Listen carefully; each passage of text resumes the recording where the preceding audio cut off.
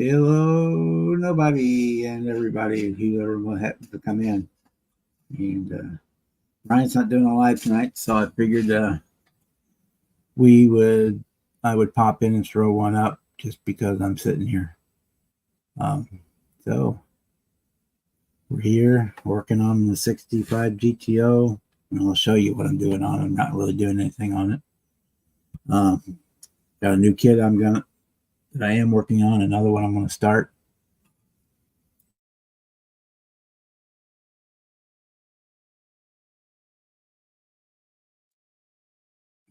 I start it tonight. Excuse me. Hey, Rick. Another kit I'm going to at least look at tonight, maybe start it. And I'm going to fiddle around with one I've already got going, but when we get to there, we'll show it. But right now, yes, I've got move this out of my way. Bring this in. We got our 65 GTO is basically done.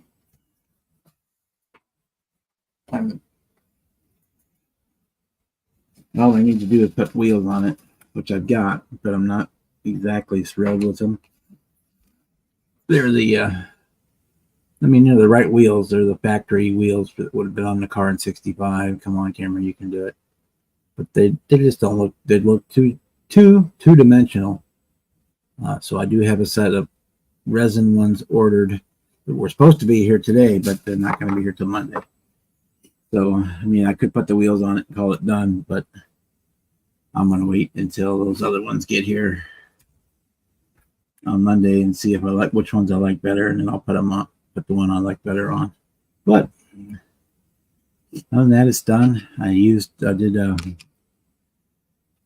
some, show you what I got. I made some sun visors. I always forget what those things are called. Little flappers. Put magnets, so I had a place to put magnets in, and of course with the top off you would have see the sun visor. I got magnets in under the package tray, so I can put the hard top, or not the hard top, but the convertible up top on there, and it'll stay where it's supposed to stay. Or I've got the same thing with the tonneau cover, so it's on there with magnets, so I can just switch them back and forth as I want. And it just locks right into place. So I lined up, got all the magnets lined up, so everything just popped right into place. And that's what we're at on the 65. In fact, we're going to just move him out of the way. So there's nothing more I can really do with it until those other wheels get here, and I'll decide which ones I'm going to do. So I did pull out of the stash, farting around. Pulled this 93 Firebird Trans Am snap tight kit out of my stash. Figured it could be a quick thing to kill time tonight and tomorrow. Hey Kevin, how are you tonight?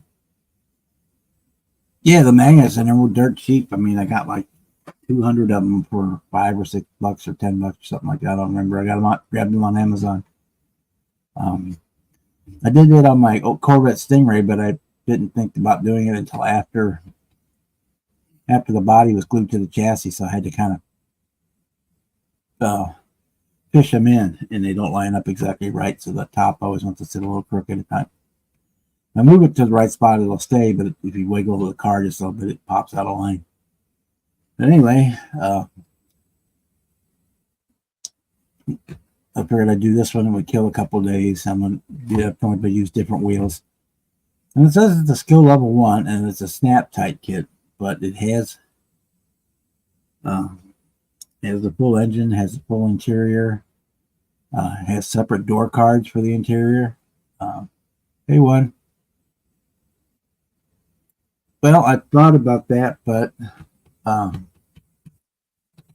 build it without the spoiler, but then I'd have to come up with a new spot for the third tail light. So I'm probably going to put the spoiler on it. And I threw some prime. I got it sanded. Get this out of the way.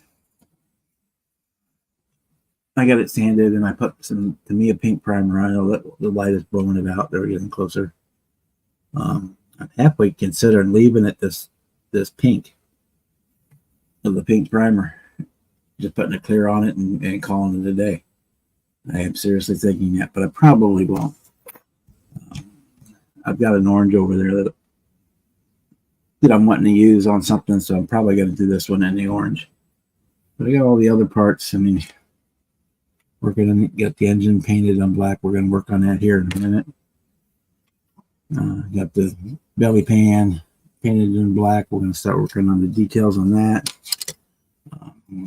Got the seats glued together, but I'm out of primer, so I'm going to fill out her up.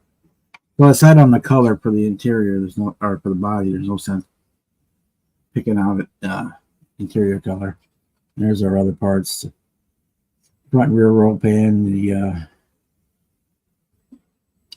the windshield bottom tray where the wipers are at, and the spoiler and all that stuff is all there. Let's say this thing's got like I bet it's got, what does it say? It's got every bit pretty much as many parts as you would have on a regular kit. Yeah, it doesn't say how many parts it is, but the part numbers go up to 100 and something. But I'm sure that there are 100 parts here. This is a fairly old kit, but it's on here. Yeah.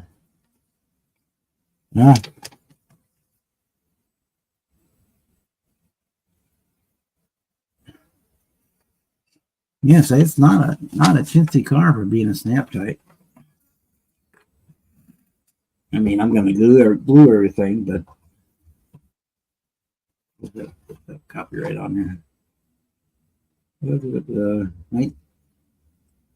it's a 1993 kit. The only downfall, it does come with stickers, but the only stickers that really come are for the instrument gauges and the license plate. So I can use my own license plate, and I can probably make the instrument panel look all right even with the stickers. But that's where we're at. Where we're hanging. I'm gonna have a funky week this week. I have having a hard time sleeping again. I've been on up for 30 hours and sleep for 18 type deal all week long.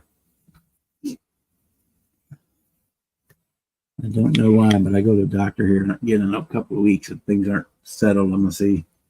I don't know if it's my meds that are got me all screwed up or something else going on, or just fact I'm not getting just straight up insomnia. I don't know. We'll find out.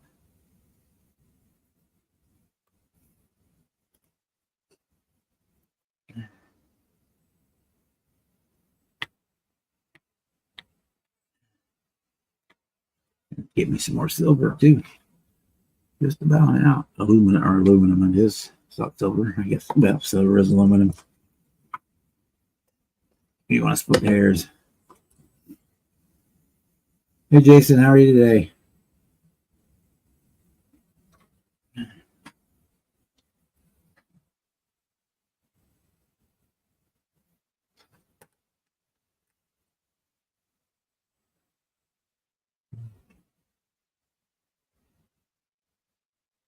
I got that thinned out too much.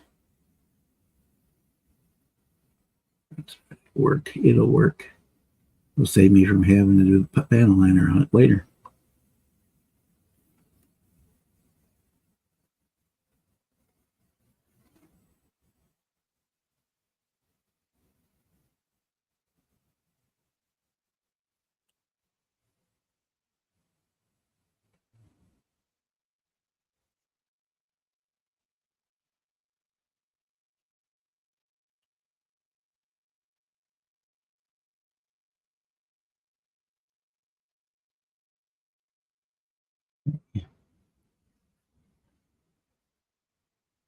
Oh yeah, Mr. Hobby. Yeah, I use it. I use the primer I have used their glue.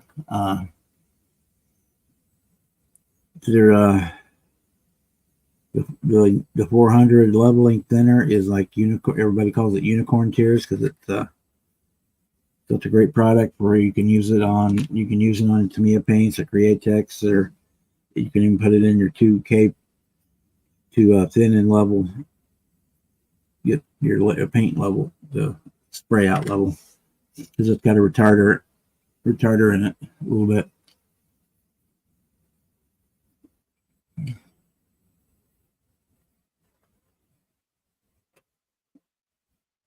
I used to have the little drill,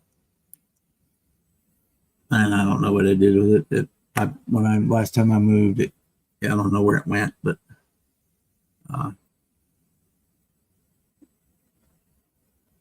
for what I do, I usually just use the pin vise, or I've got the little mini battery Dremel that if I need to do some serious drilling with. And it turns almost just as slow as that Tamiya one does. But then you got the Tamiya, the rack, the body holding rack or parts holding rack. That's good. I use a lot of their paints. But I'm not married to any one paint. I mean, I use whatever one has the color that I'm looking for. I mean, I do use a lot of Vallejo paints, but that's just because I've got them. So that's the main reason there. Yeah, I've used the primer, the Define Surfacer primer is good. I've used the glue before. They're what you call it, the salt decal setting stuff. I've used that before. I've used a lot of the Mr. Hobby products. It was the closest hobby store that has it is 80 miles away, so I tend to get what I can use what I can get locally more than anything else. In fact, I have a bottle of the leveling thinner is in my Amazon cart right now.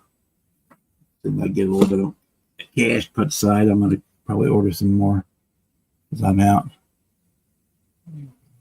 Yeah, you can do that. Just chuck the pin vise into the big drill, but sometimes that's a little overkill. It's got too much torque. I've got the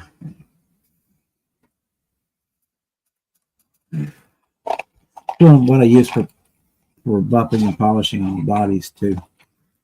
But, this one was called Hardell. It was like $25. They were marketing ads for doing your dog's finger or toenails, for grinding down their toenails and stuff. But it comes with like three different collets, a bag full of sanding pads, some stone reamers. There's a kind of a fiber brush in there. What else is in there? A little fiber brush. It's pretty stiff for like a wire brush. I guess it might be wire. We got a bunch of different stone reamers and a couple of the diamond tipped reamers in there.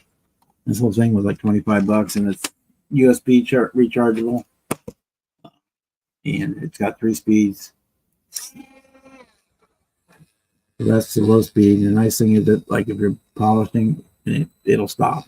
If you catch the buffing wheel on something, it won't pull the part out of your hand. That's the low speed, medium, high speed, and you can. I've used it probably 3 or 4 hours on a worth of time, use time on a charge before I have to recharge it, and it recharges in like 25 or 30 minutes, unless you run it all the way down. So yeah, that's like $25. So I use that for if I've got to do any heavy drilling. I mean, other than great big stuff, then yeah, I'll use the regular drill bits. What scale dog? Yeah. Now ours was a 1/12 dog probably. It's pretty big, 1-to-1, and she hated to have it touch her feet, so it was a real job to get that done. So I wouldn't even do that with her, but I just bought it. That's what it was marketed as for doing the dog's toenails. I use it just for buffing and polishing, or if I need to drill something, grind something down a little bit, because it's easier. That it'll turn a whole lot slower than my electric Dremel will. That's the big reason I like it. I said it doesn't have all the torque, so if you're get it into a bind, it will stop and not tear up. Yeah. Yeah, so it was like $25 US, I think is what I paid for it. And I've had it probably 6-9 months, and it's showing no signs of going bad or anything like that. Hey, Bruce.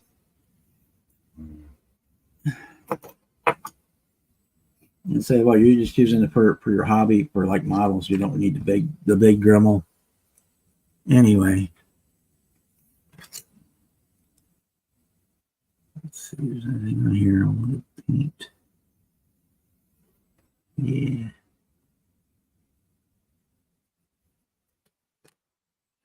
Put some more out there. Probably dried. Yep, it dried on me.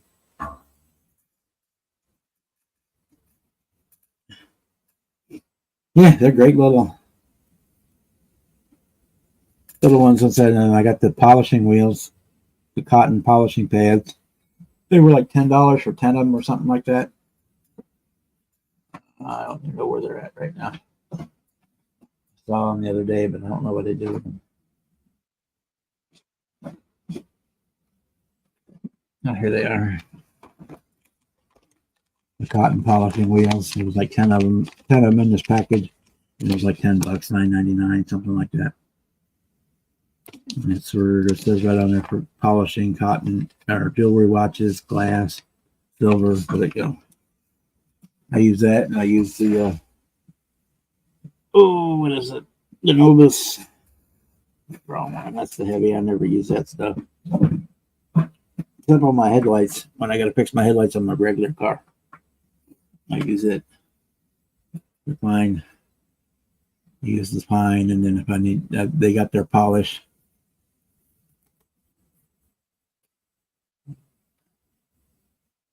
No, not that I don't have any of those kits. One. I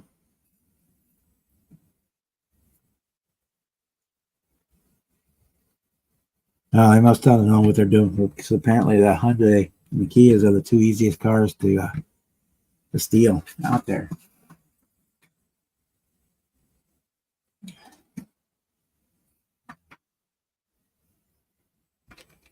They had a thing out one of those amusement parks not too long ago. Where they were stealing cars, and they had some kind of scanner that could read the RFI from your key fob. And so they just hang out and wait till somebody parked close to them and did the doop, doop, to lock their car, and then they had the ID to open it up, and then they could have a reader where they could get in there and get it started and steal it without tearing it up. I don't know if they ever did catch them or not.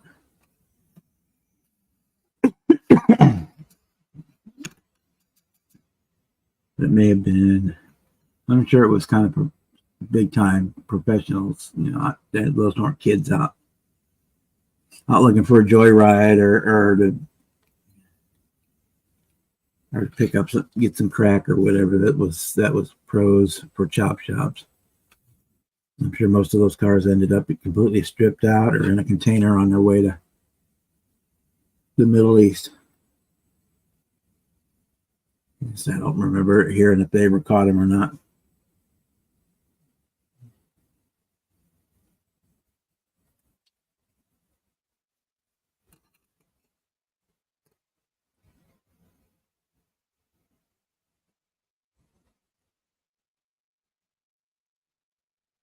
Around here, you don't even need to lock your cars at night. I mean,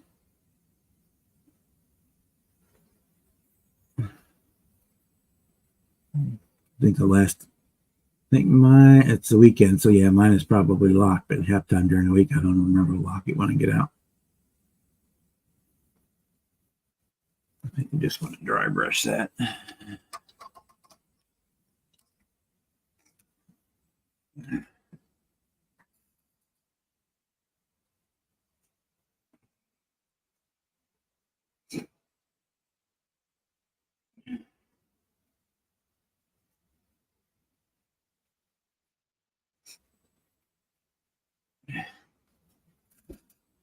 Well, those kids don't look at it for that. They see that, them, they think it's an easy score, and they steal it and ride around town for the night, or they take it and they take it to a local chop shop and trade it for God knows what.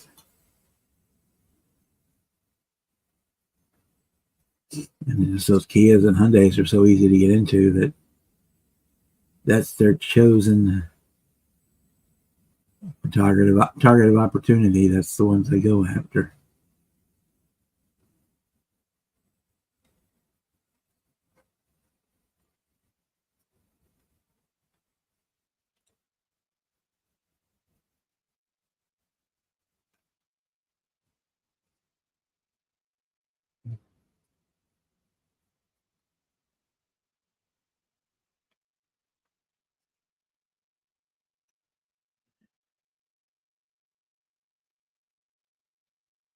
Yeah, here in our little town here, I think there's been 2 cars stolen in the last 25 years.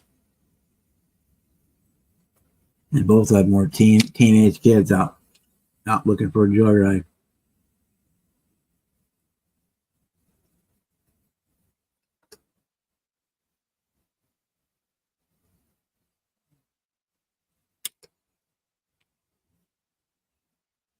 Which is exactly what they did. They drove around for an hour or two, and then they just got out of it and ran, left it where they were, where they dumped it.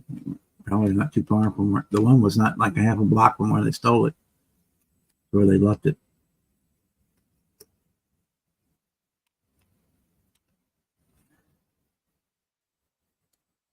There's only been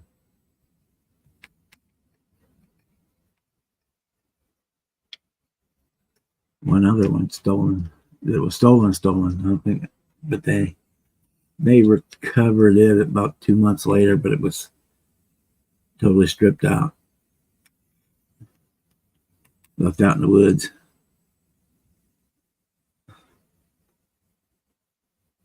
That one I fully believe was somebody had the same car and needed parts. So that was the easiest way for them to get parts for their car, was to go steal another one. They took it out there in the woods and took all the parts they needed off of it.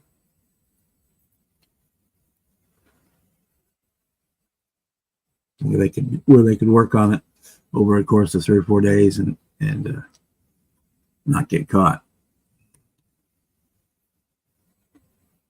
Nobody would find them back there anyway.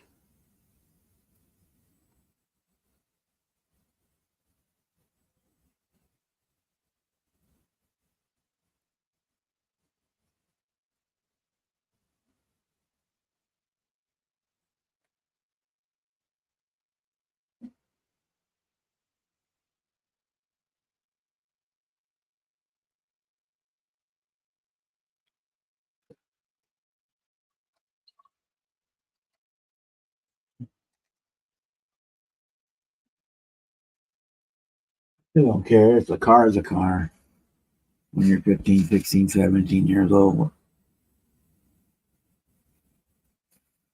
They're bored, ain't got nothing to do, nowhere to go, no way to get there, no money for gas. They do have a car, so they just go out and take one. Okay.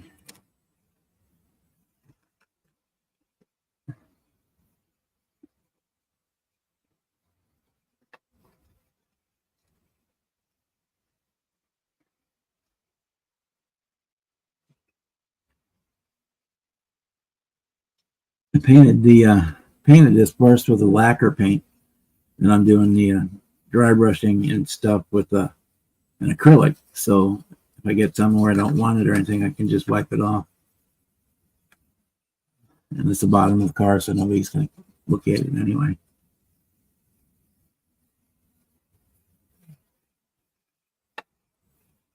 If I get one spot that's got way too much silver on it, I can always go back over it with the black panel liner or something to tone it down, which is what I'll do with the engine, the carburetor, transmission. This doesn't have a carburetor. Duh, it's fuel injected.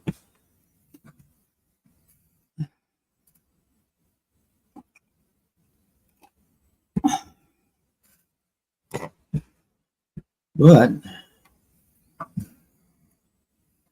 I was at the lobby of hobbies this week, and it's 40% off week, of course. That's the main reason I was there. And I was going down the aisles and found this Optimus Prime Gundam. Never done one before. It was like $26 after with the discount. Say, what the hell? I'll try one. So that's going to be our next project. Other than this Firebird, I'll work on in between other stuff. Or like I got to wait till Monday for the wheels for that. And if they like the other ones, it'll be Tuesday before they can go on because I have to paint them on Monday. Okay, so.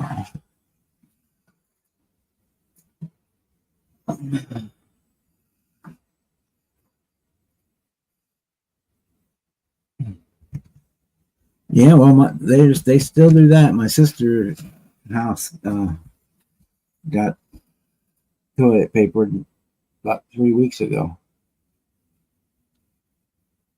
which kids do, and I think I can't hardly get too mad about it. But they did my nephew's memorial garden in their backyard. They just covered it with toilet paper, and that kind of upset her.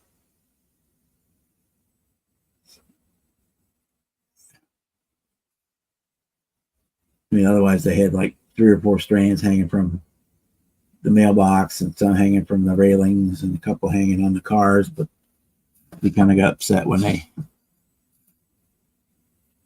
got it all over in the memorial garden for her son that passed. That kind of bothered her a lot, and I guess it would me too.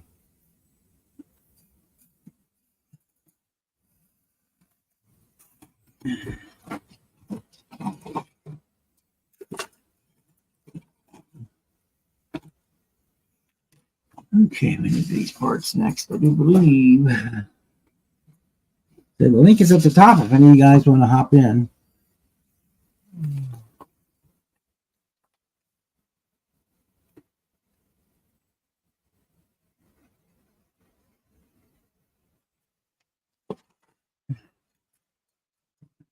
Paint the radiator, and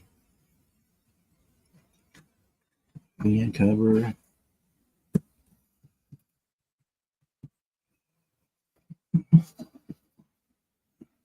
Hey Michael, how are you tonight?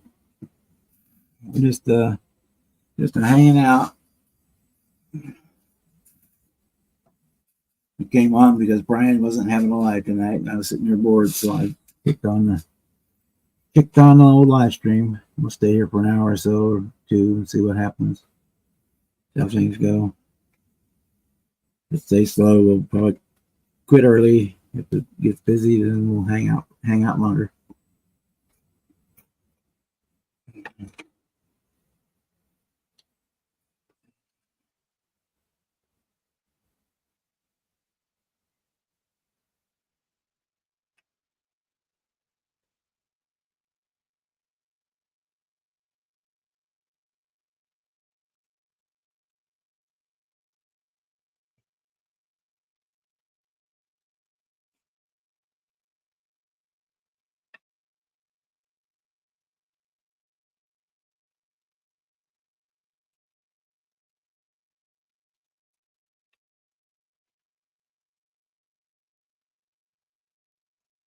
tend to paint a lot of my small parts by hand, just because I don't feel like setting up the airbrush, and they're not big enough or enough of them to worry about grabbing this spray can.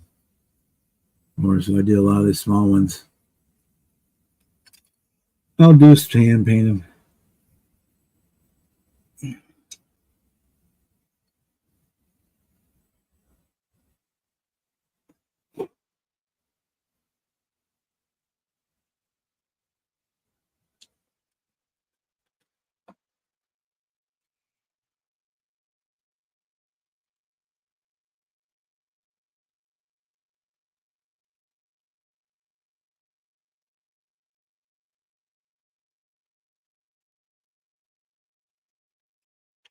Or things like the little belt, serpentine belt and stuff like that. It's not worth dragging the airbrush out far.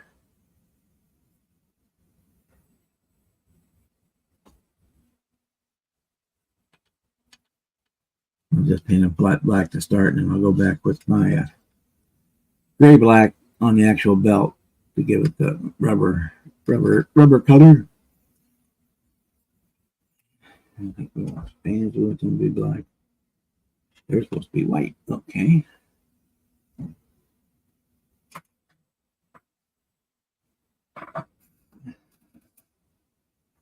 Something else is supposed to be black. What was it? What was it? What was it? What was it?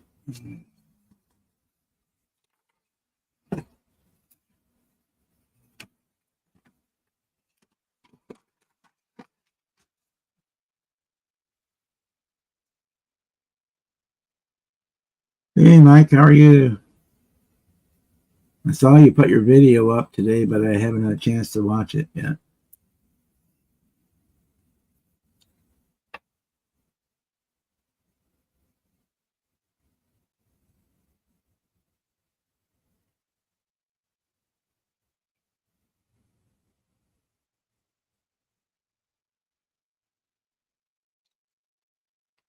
I don't do too much detail work on these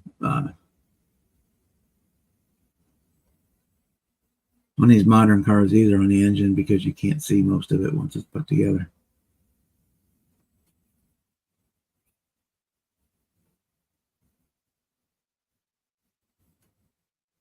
The shroud basically covers everything up.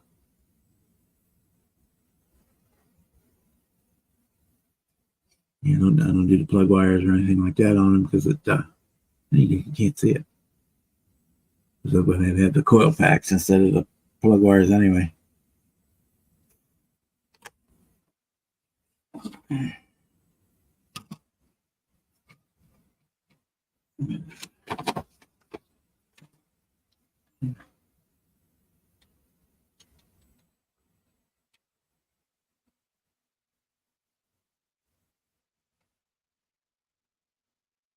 Yeah, so I can see that anyway. Let that dry for a minute. We'll put some wash on it.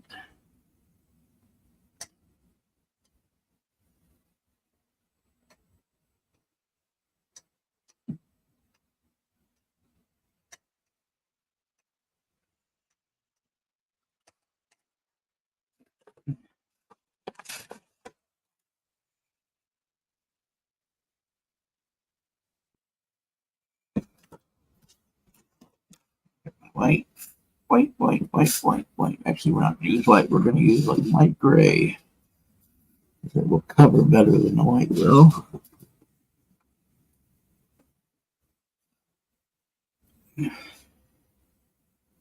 Use the sky gray because that's closer to what white plastic looks like than this dark white paint.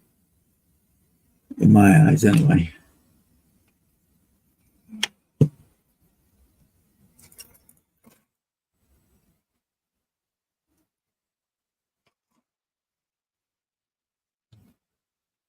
I need to edit videos too, but I'm not in the right frame of mind to sit there and do that.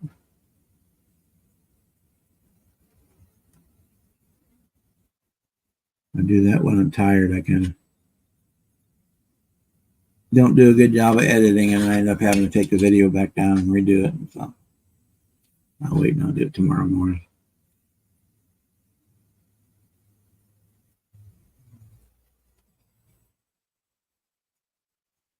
Do the next update on the GTO. I might. Then we'll do it tomorrow.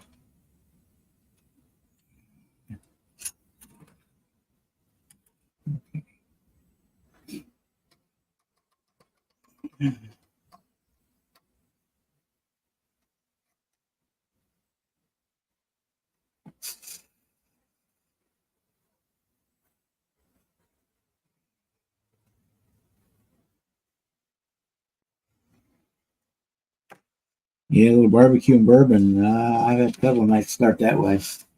Most of them don't end great, but it was fun.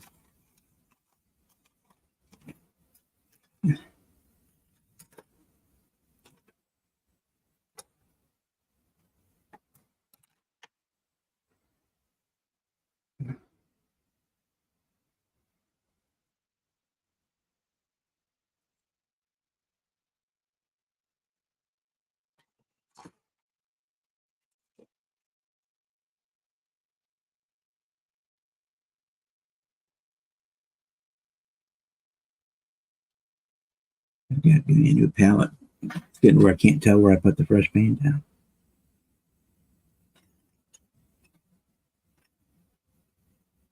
Either that or just clean it. That's too much like work. Why would we want to clean it?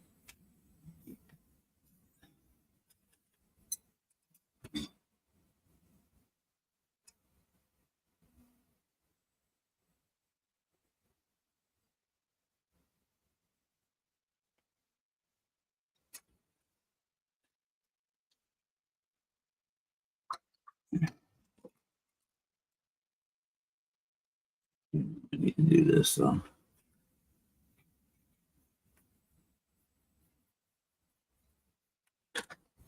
Because there is the tunnel is part of the interior and not part of the chassis.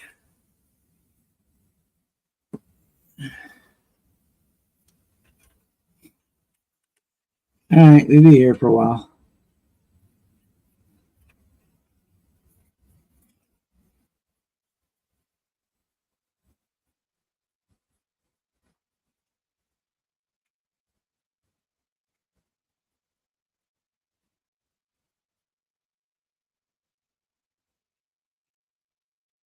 I think the front too, because I don't think there's a firewall in this one.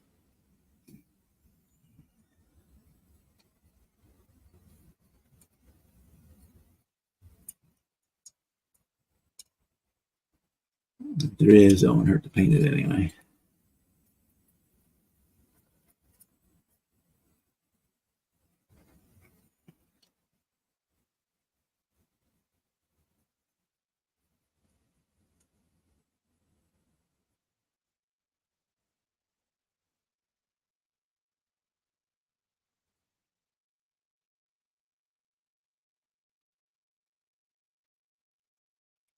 Let's see how this fits.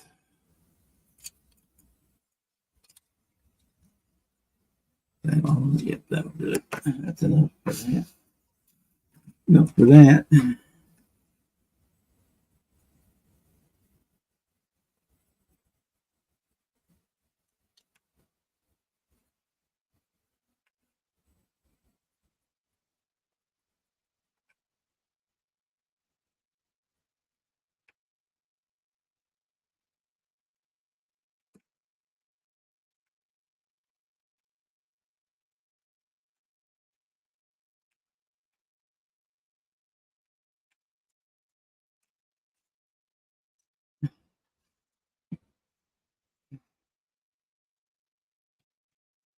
Oh, P47.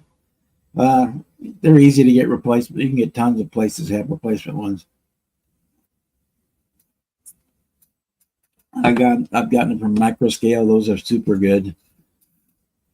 If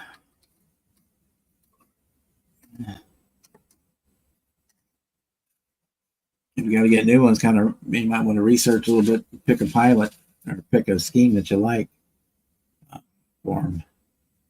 If you want to do it with the invasion stripes or not, what color scheme you're going for, and just pick the decals accordingly. They're under $10 for a better set than what came in them when they were brand new. I mean, it's going to be a nicer set. So if you want to do the invasion stripes, you can put those. They like get sets that have that on them.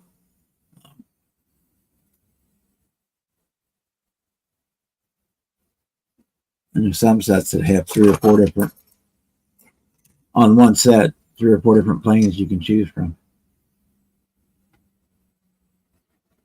Hey, Red. Well, I just kind of accept that as being part of. I build a lot of old kits. I build a lot of Rebelle and Monogram and Lindbergh and kits from the 80s and 90s, which is when I was a young adult. It's the cars that I kind of liked, so I tend to build a lot of those older kits or the airplanes. I like the old monograms and Revell kits. Well, the Revels are the old monograms. So when you get any older kits, that's something you just got to deal with. It's expecting that you're going to spend an extra $10 on a new set of decals. In fact, last night I ordered a set of decals for the monogram F4 Blue Angels Phantom. Because I know that those decals are no good for you and open up the box. I know they're going to be crap. So I just ordered a new set.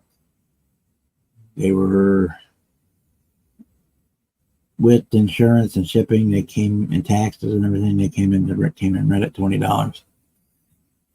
So that's just expected on the older kits. The newer kits, fine. Plus they're using Revell switched to once Revell switched to Cartograph, that's kind of took care of that problem. But the Cartograph decals, I've never had any issues with.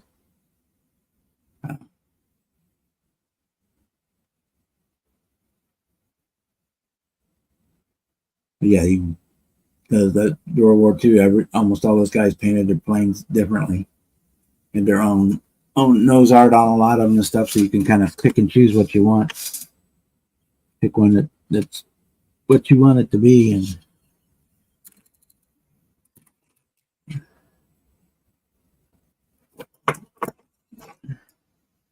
I had to do the same thing on that Hasegawa Mustang I just built. I had to order new decals for it because the kit ones were toast.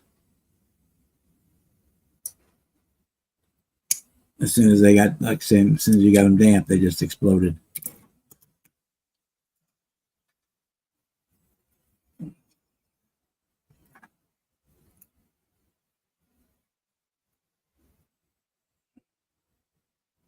I got real lucky on the Bronco ones I did last week that I was able to salvage those, because those you can still get Bronco decals, but they're not as common as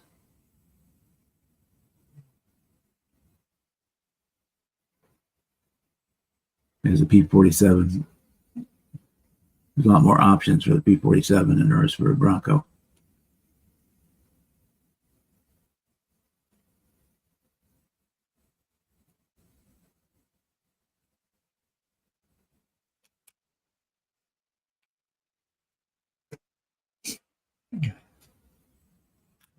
Yeah, I used to go to Goodwill and try and pick up models, but they've gone to putting everything on their website and charging too much, in my opinion, anyway.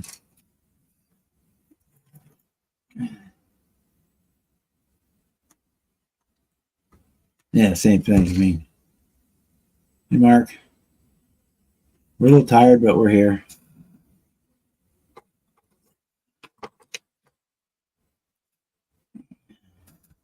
At least if you can go to the store and look at them, you can kind of look in them and see.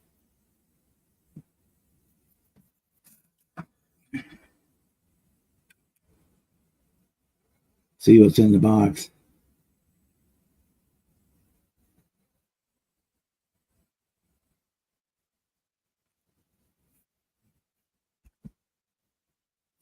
I don't know if they still do, but used to. When I was last time I went in there Found one that was missing a couple of parts. You could track down the manager and say, "Hey, you wanted to buy it, but it was missing a couple of parts, or you knock a buck off or something." They would usually do it. A dollar or two off the price.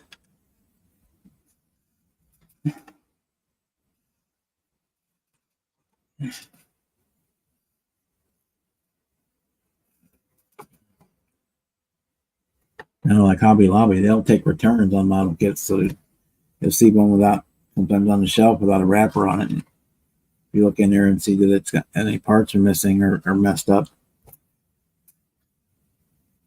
You can just usually track down the manager or who's ever in charge on duty and say, "Yeah, you're interested in it, but it's missing a couple parts." And they'll usually give it to you. Even if it's a 40% off week, they'll usually give you another 40% off. So you're paying about 25% for the.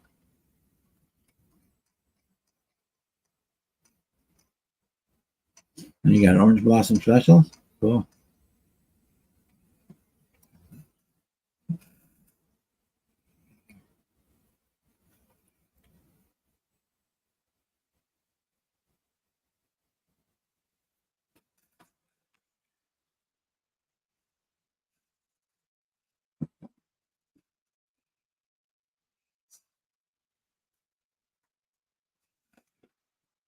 There's a citrine. It's up here already.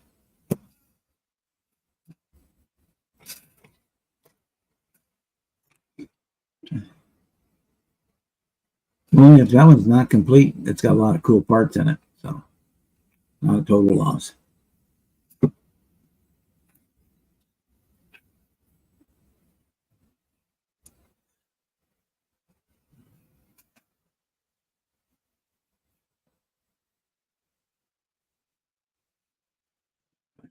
That brush is too big.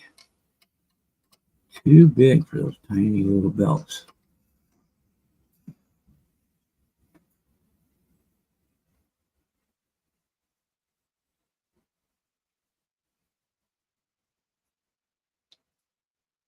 Well, there you go.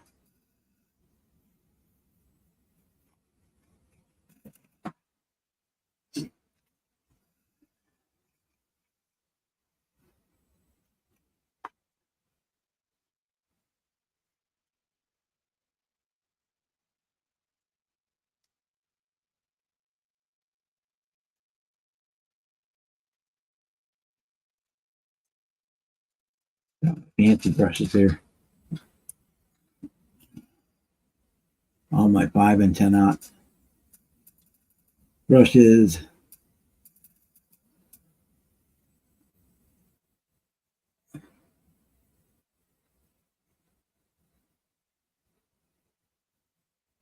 For doing the fine detail work.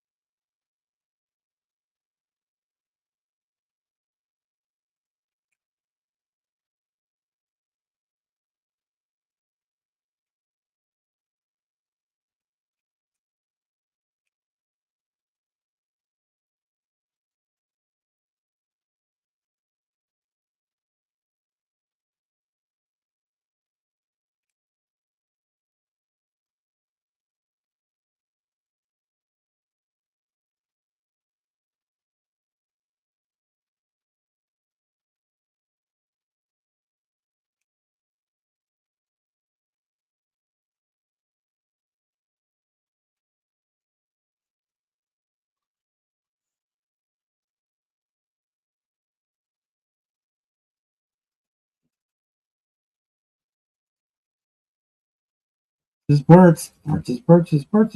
You never know what you got in there. There's some good stuff.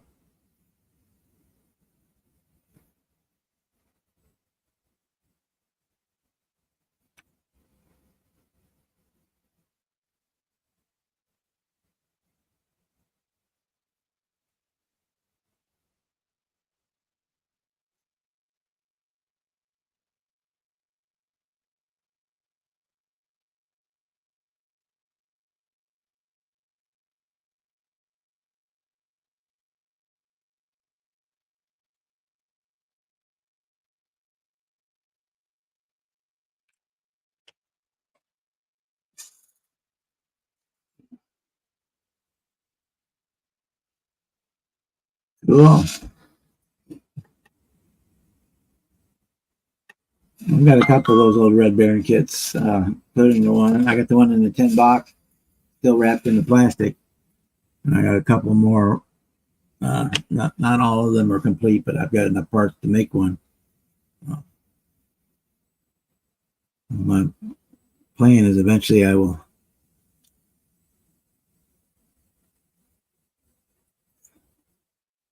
on all those postage stamp tin box cars kits. I'm planning to want to keep the kit in there in the box.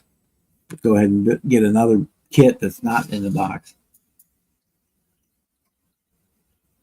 and then build the car and set it in front of the tin or the lunch box. Or I call them lunch boxes. That's kind of what they remind me of.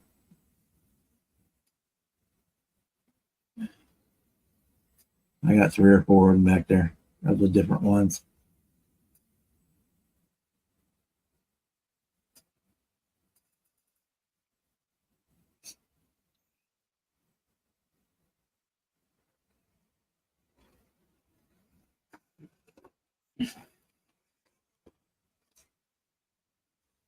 They did that Red Baron and one in the Zingers too. One of the Zinger ones.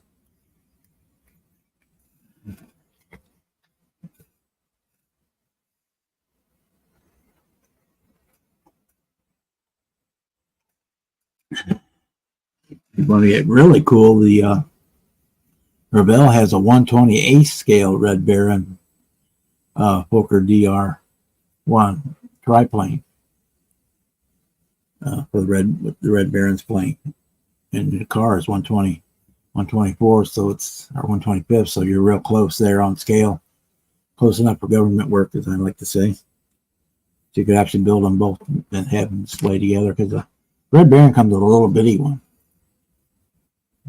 but they have the one that's close to the same scale as the. And you should be able to pick it up for a show. You should be able to find it for $20, 25 tops. I think you probably find them on eBay for $20 or $25. They've been making that kit since like 1958. Yeah, there's a big one too.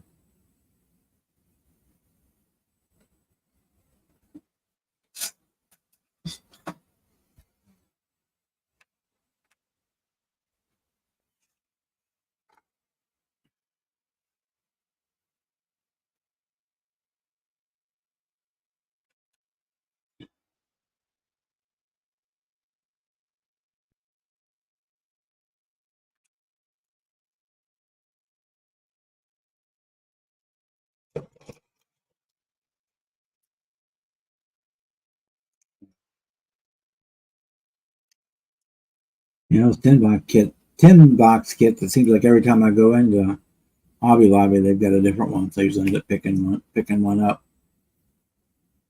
That's down to 40% week, so it ain't costing much of nothing.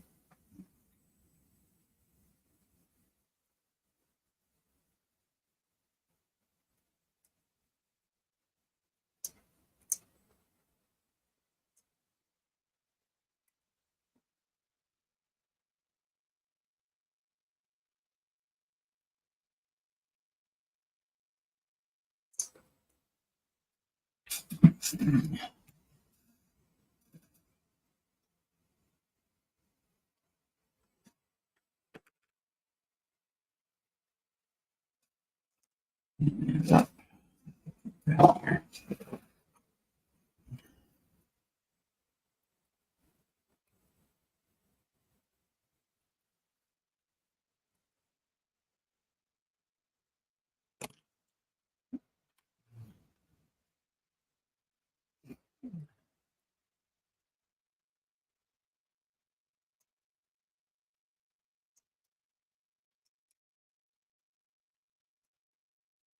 I didn't have the Hot Wheels Red Baron, but I did have. It might have been a batch box. Even was the Bug with the big airplane tail on it. I did have that one.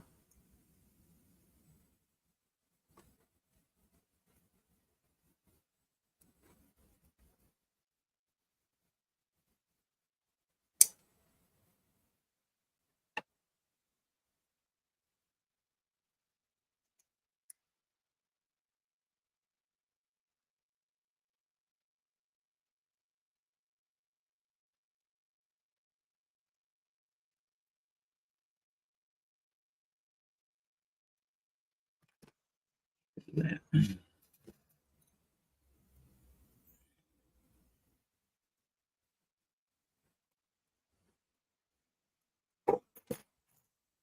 Hey, Bill, how are you tonight?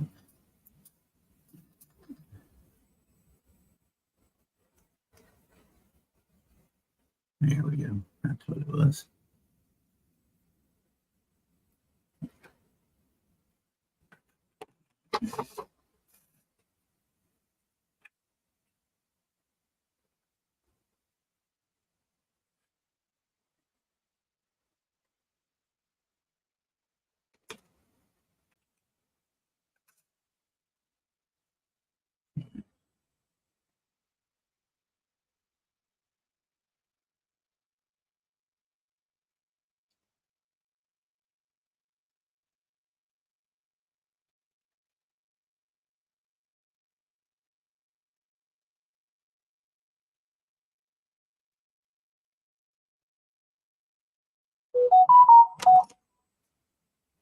Somebody likes me.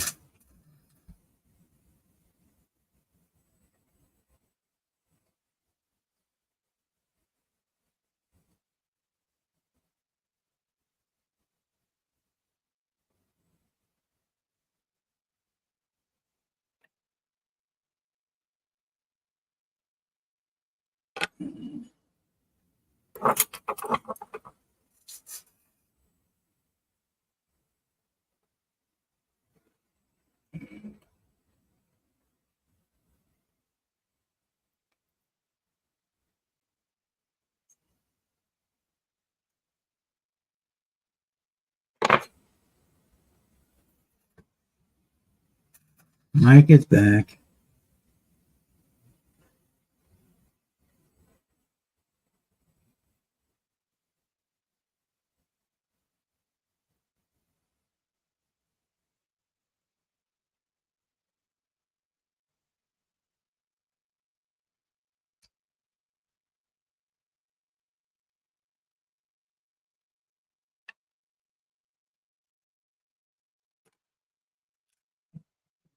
Bring it.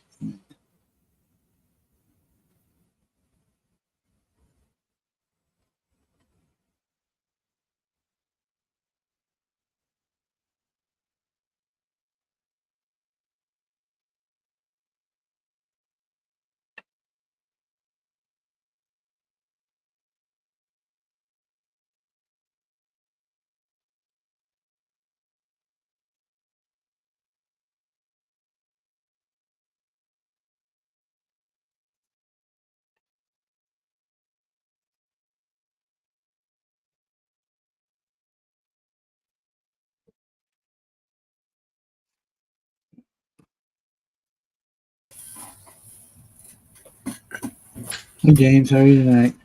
Hey, pretty good. How are you? Not doing bad. Not doing bad. A little tired, but Yeah. it goes with the territory. Yeah. Tired from work? No, I think my meds have got me all screwed up. I end up being up for like 40 hours awake and then 18 hours of sleep. Well, It just seems to be a cycle repeating that I can't break. yeah. No sleep sucks. I have the opposite effect. All I want to do is sleep. I just want to nap all the time.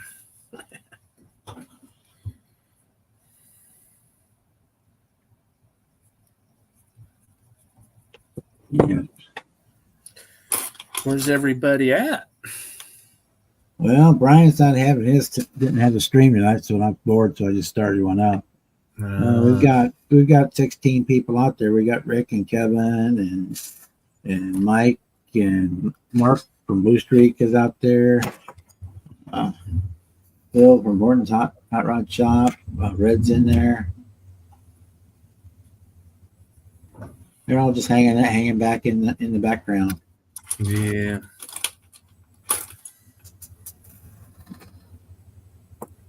That way they don't have to worry about combing their hair before they get on. You know. And the only time you see me is when I bend down and pick something up off the floor. Well, I can move Well, the camera, but Yeah, we try to not watch that part. it's like this. When I move down, you can see my head. I'm reaching under the table. Because I've got all my stuff in those little roller bins under the table. Yeah. Yeah, you need to get something on the bottom shelf. I've got to bend all the way over and put my head on the desk just to reach it. Oh, I need to stand up.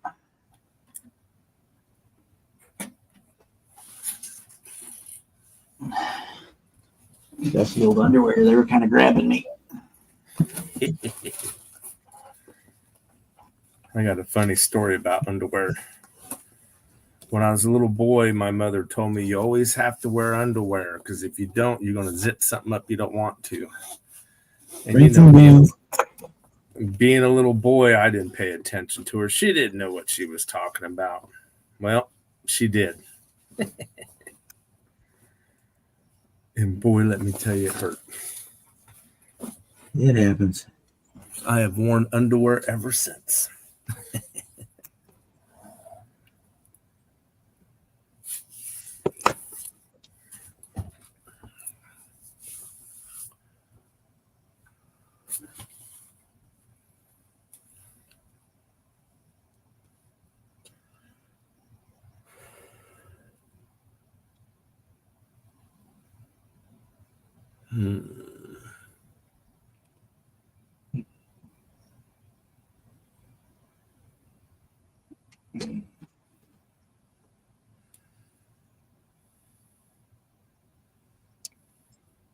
Well, I've been kind of a little bit blessed. My hair is not very thick, but at least it's all still there, or most of it. All of my other brothers are bald. Bald. Mine keeps going backwards.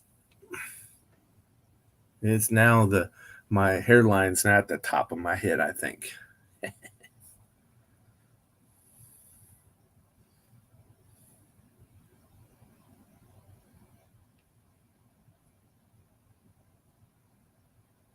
we go.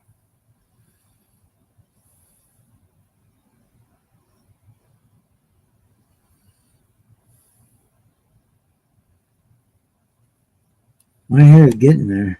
My beard is really turning gray.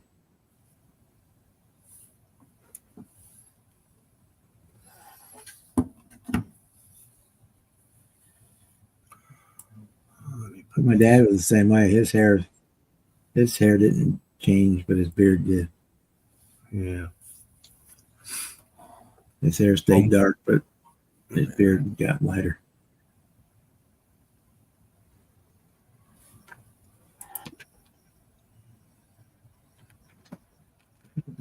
For a couple of minutes.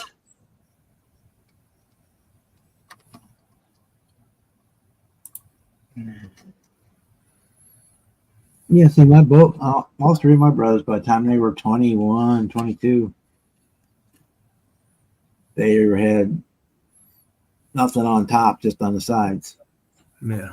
And I was the only one that didn't.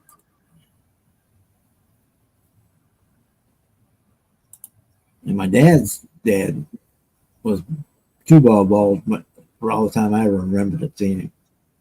But my mom's dad had thick, wiry hair up to the day he died when he was 80 something years old. He still had a full head of hair that would stand up like it was a wire brush. Mm.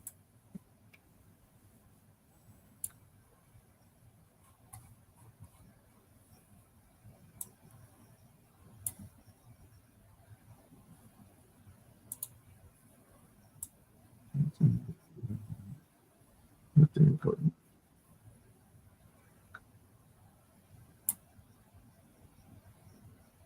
One downloading. Boy, this is slick. 30. I learn something new every day. I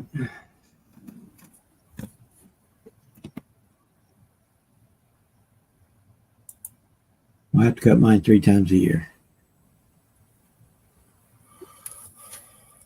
I cut mine about once a month.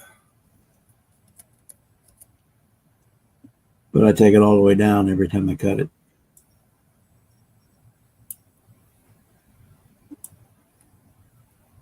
I'll get it cut in like March and then August, and then I'll get it done right before Christmas again for the holidays. But that one, I don't buzz it. I just trim it there because it's cold outside.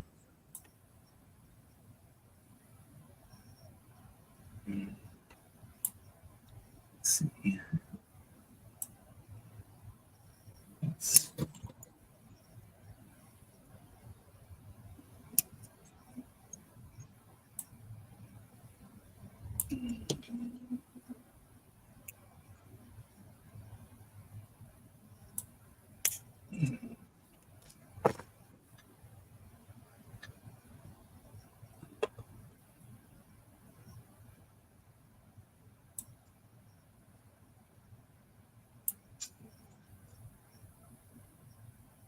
Hey, Ted, how are you tonight?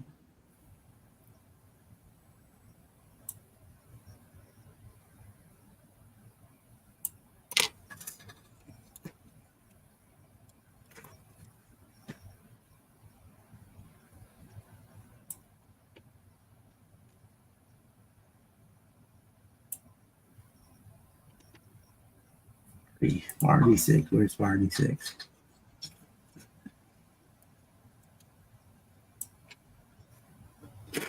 One of these. I got this piece of it rolling around on the bottom of the box.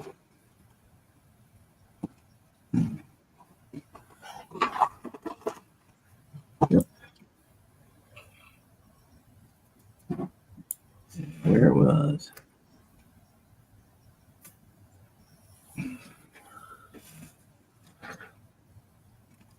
I just got on work. Larry.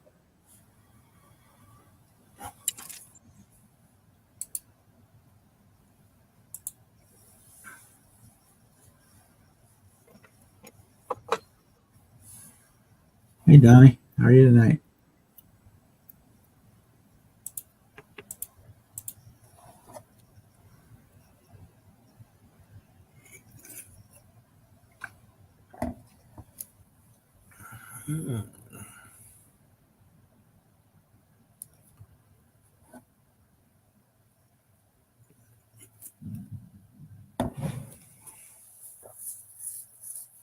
So for those of you who weren't here earlier,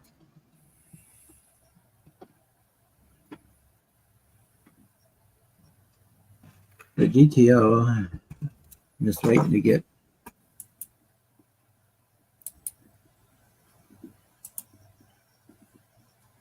the different wheels for it. I'm not real happy with the kit wheels. I mean, they are pretty typical for what it would be, minus the Uber that's on there. But they're just, for me, they're just two-dimensional.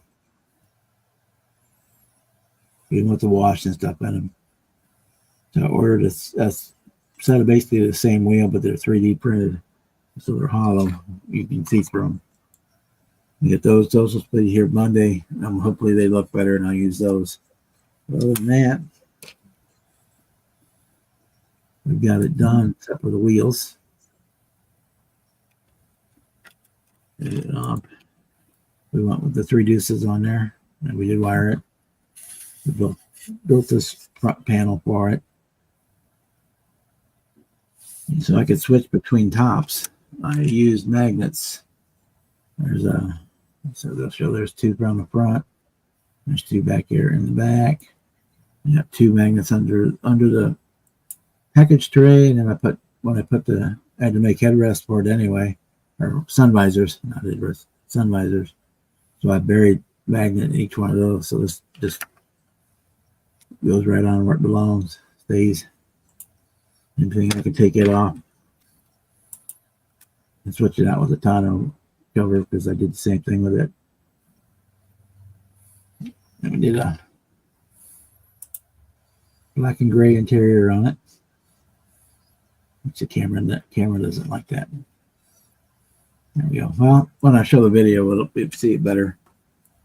So then I'm in a holding pattern on that one.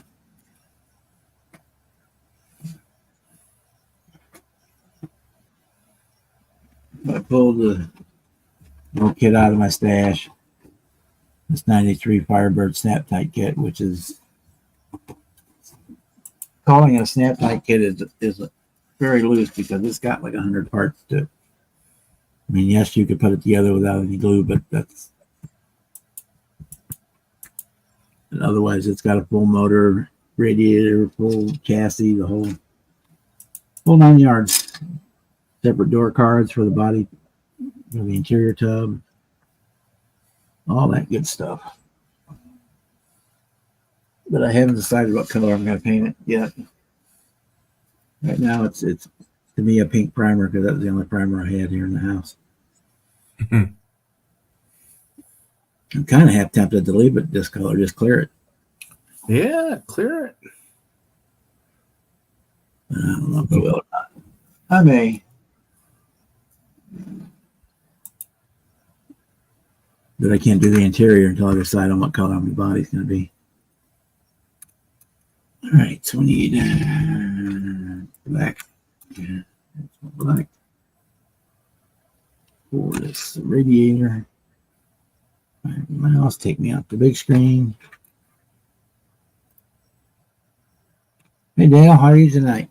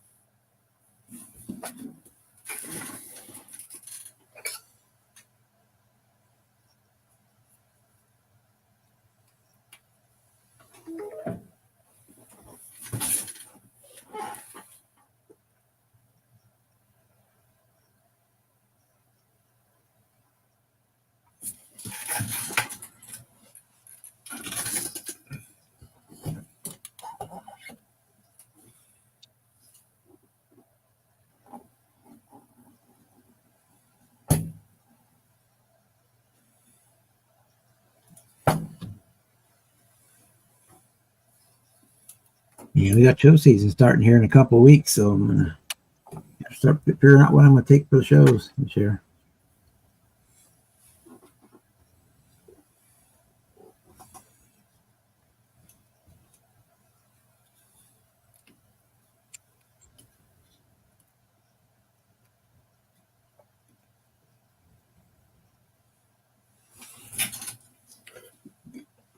I just got to build something.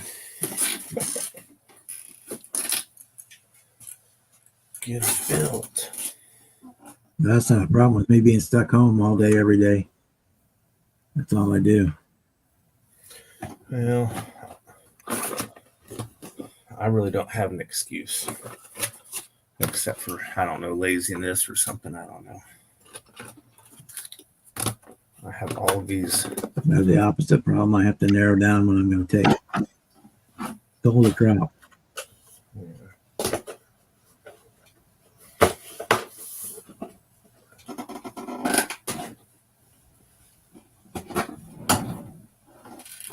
I mean, I know I've got a couple that I'm going to save to debut at Acme, but other than that, I'm going to take to the other shows. Yeah. I've got a couple I can take to Acme, but I kind of want to take more than just a couple. And I like to take some new stuff. I don't want people to have to see all the same old kits, you know. Oh yeah, I after a year I retire them from show whatever. Yeah. I usually try to just let them hit a show once, and yeah, once it's at a show, I don't show it there again. So basically, my 32 Ford for the Ted for the old Tom build, that one is basically retired. It's been to all the shows for the year cycle. I usually give mine away when they're done. You know, give them to family.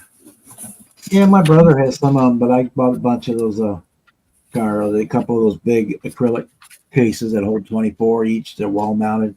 So I've got 50, 48, 46 carts on the wall. And I've got some in storage too.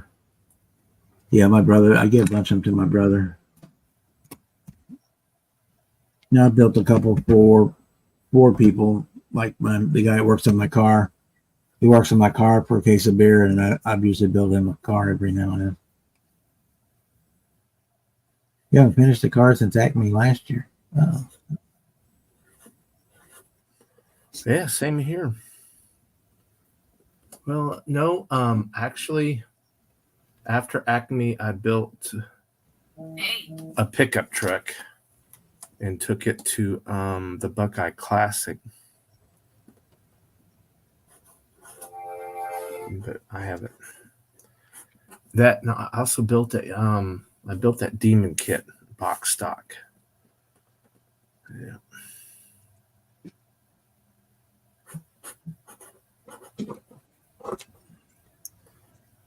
What am I doing? I'm not too bright. My brain isn't clicking. All right.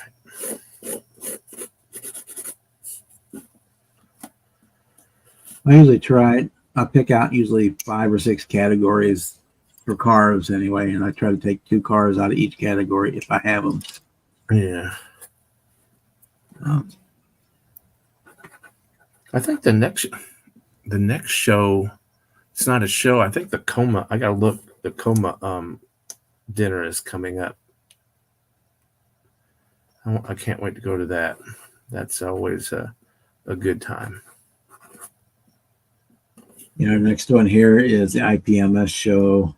And then we've got one coming up again right after Acme, like 2 weeks after Acme. If I can swing it, I'm going to try to go up to Chicago again this year.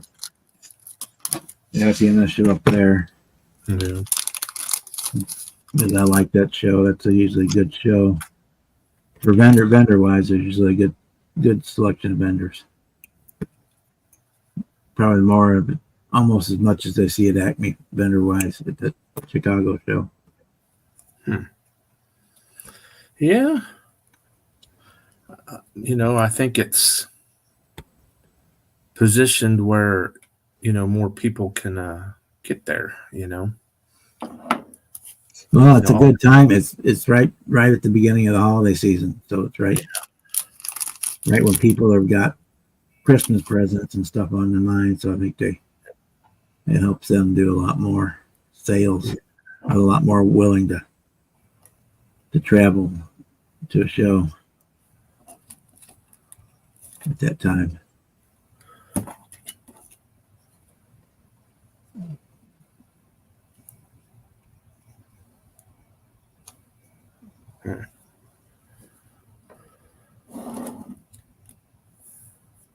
We only have 3 shows that are close by here every year.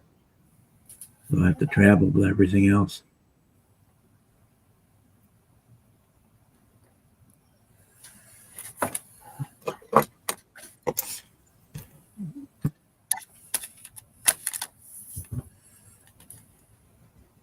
And the one is actually, 2 of them are actually the same show. They just do it twice a year.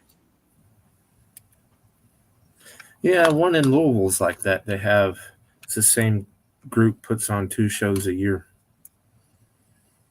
They do one in the spring and one in the fall. It's getting pretty small. But I think that's the same with most shows. I don't think it's because of them. I just think it's, the interest isn't it like it used to be.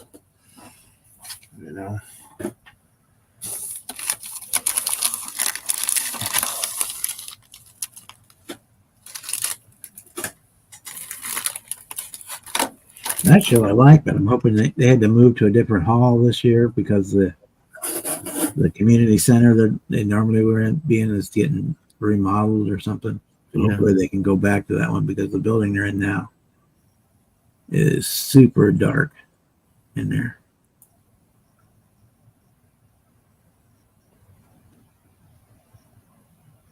The one show, it doesn't bother me to see judges with a flashlight because it's so freaking dark in there. Hey, Marcy. Hey. So welcome to the party. We're just hanging out. Yeah, nice quiet day. Actually comfortable outside. I'm all about that cooler weather. As long as it stays dry. Did you guys get any of the kickback from that storm? No, Nothing at all? no, nothing. Hmm. We got a little cloud debris. That was about it. Yeah, we ended up with a weird patch of rain and then a unruly heat for 3 or 4 days, and that was about it. But my friends in Mass were screaming about cable being out, power being out, getting drenched basically. Yeah, the rain was pretty crazy here for a week. I forget, where are you? You're down south of me, aren't you? Who, me? Yeah. Where do you live? What state? Michigan. Oh, yeah, I'm way south of you. I'm in Kentucky. Kentucky. Yeah. I knew you were down there. I just didn't know how far. Yeah, What I know part of- Kentucky and Tennessee got it pretty good too. Yeah. What part of Michigan? About 65 miles southeast of Detroit. In Ah, between U of M and EMU. Right in the middle. You could put a pin in the roof of my house and it's equal distance to both driveways. one of my buddies, Chris Morgan, lives in Detroit.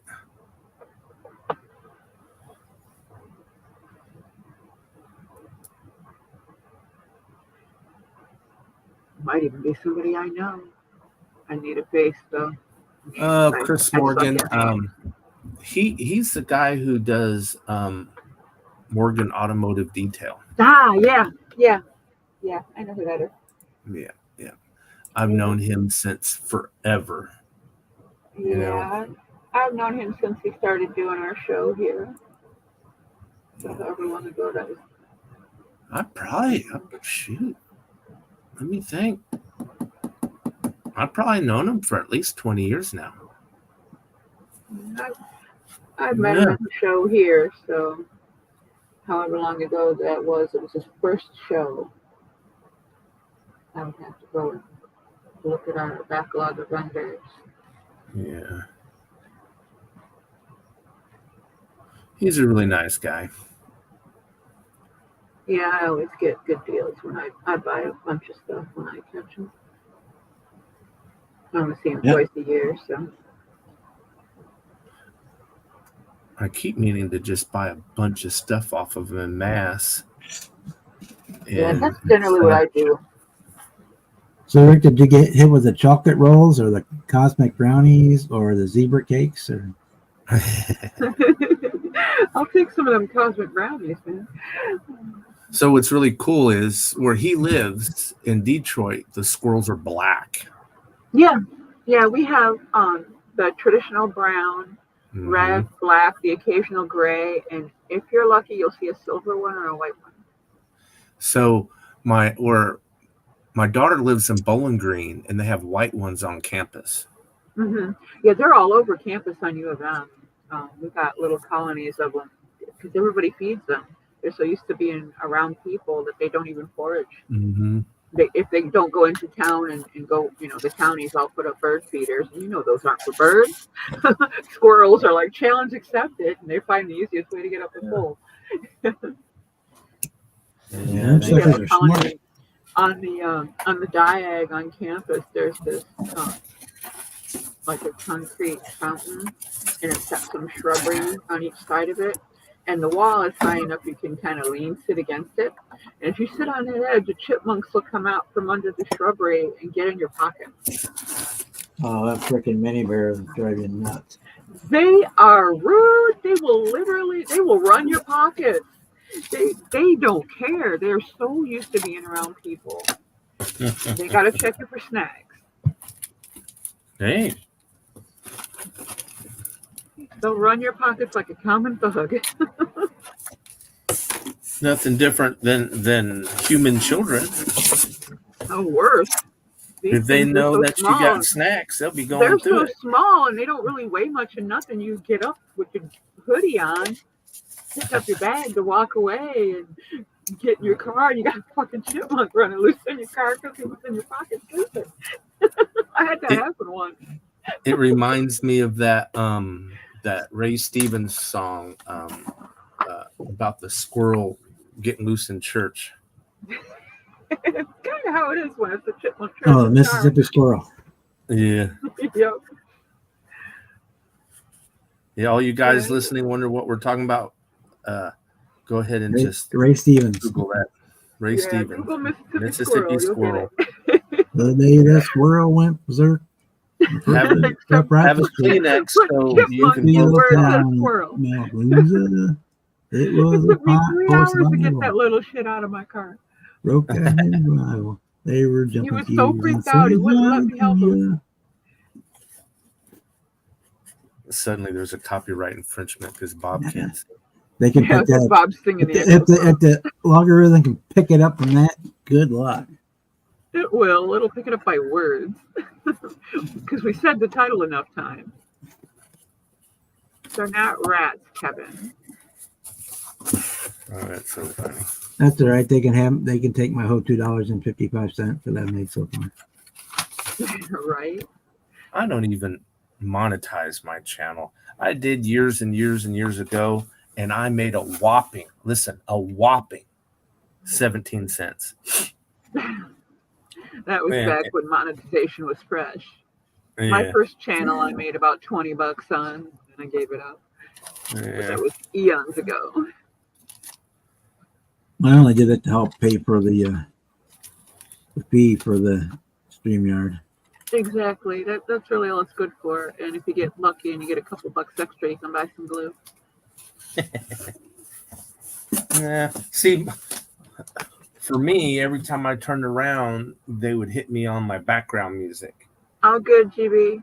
Oh, yeah. And- Anything, if the TV is playing, Yeah. anything that's copywritten or, coming out of your TV or radio, yeah, they'll get you for it.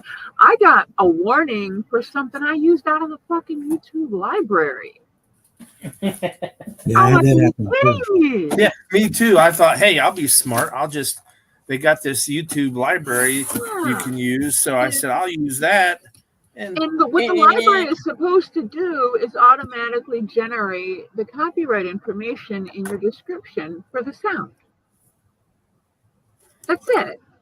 And instead of doing that based on the fact that it was posted on its own site, it said, you're using something that's not allowed, blah, blah, blah. It's like, then get it off your fucking list. just Or worse, you don't get a warning at all. They just suck the audio off your video. yeah. Oh yeah. And then That it's just happened once, gone. too. Thank goodness I And there saved was my literally video. nothing on my video. I watched my original. I listened to it with all the other noises filtered out. There was no TV, no radio. There was nothing, and it still got zapped. And I also had a friend get dinged for fish tank bubble noises. How the hell do you put a copyright ding on fish tank bubbles? I mean, all he did was have a live stream of his fish tank in his hobby room. That's it. And he got a warning for the bubble sound. The bubble sound. Yeah. Yeah, that was like the dumbest one. I don't know. This world's crazy. No, YouTube is something else. The rest of the planet, I don't know. I'm still working on trying to figure that out. There's days where Was that name of the movie Stop the World? I want to get off. Mm-hmm.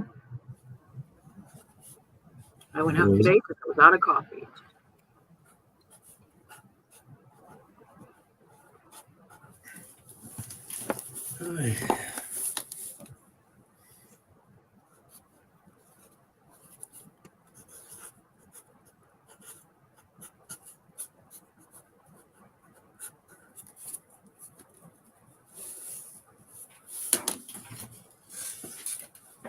I finally broke down and bought a GoPro, and I've had it a month now. Haven't even taken it out of the box. I have one that's sitting here on the desk with dust on it. Yeah. It didn't cost me anything, Oh, except a mine's- few points. At work we have this point system where you can use the points to buy gifts. So I basically just paid the taxable value. I didn't pay squat, and I also got myself a really nice modeling chair, one of those video racing chairs that's over $600. All on my points from work. It's like, yeah, I'll take it. And they shipped it to me. I didn't have to pick it up. So I'm like, hell yeah. We should do a video on modeling chairs, because mine was manufactured in the year, I think, 1969. Let me see. Yeah, my I little tried kitchen all- table.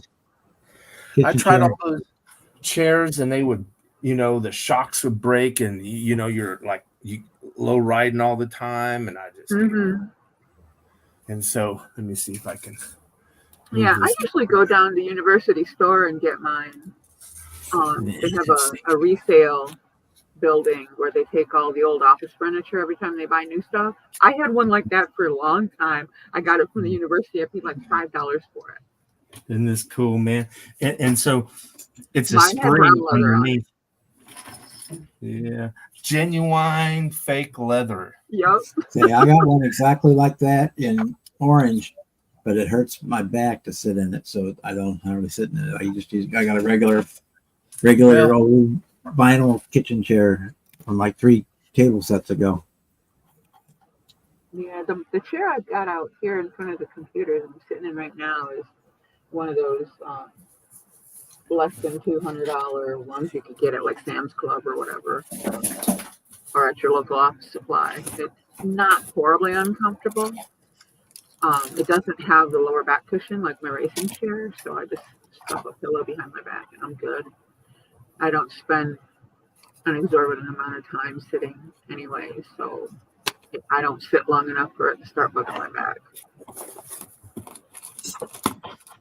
And the other one, it's got like an extendable footrest. It reclines back. It's got a pillow up on the top, and it's got a lower back pillow and a padded armrest. And the armrests turn away if you're not using them.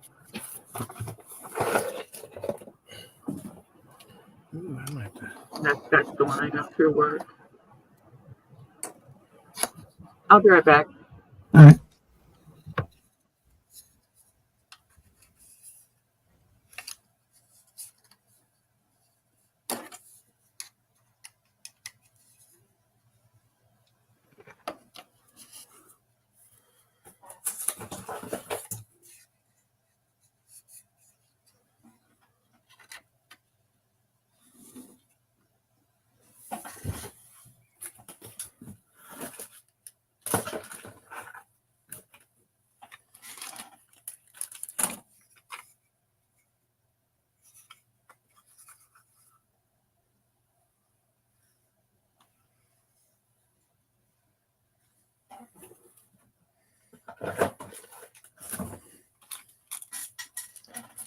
just bought a bunch of resin stuff.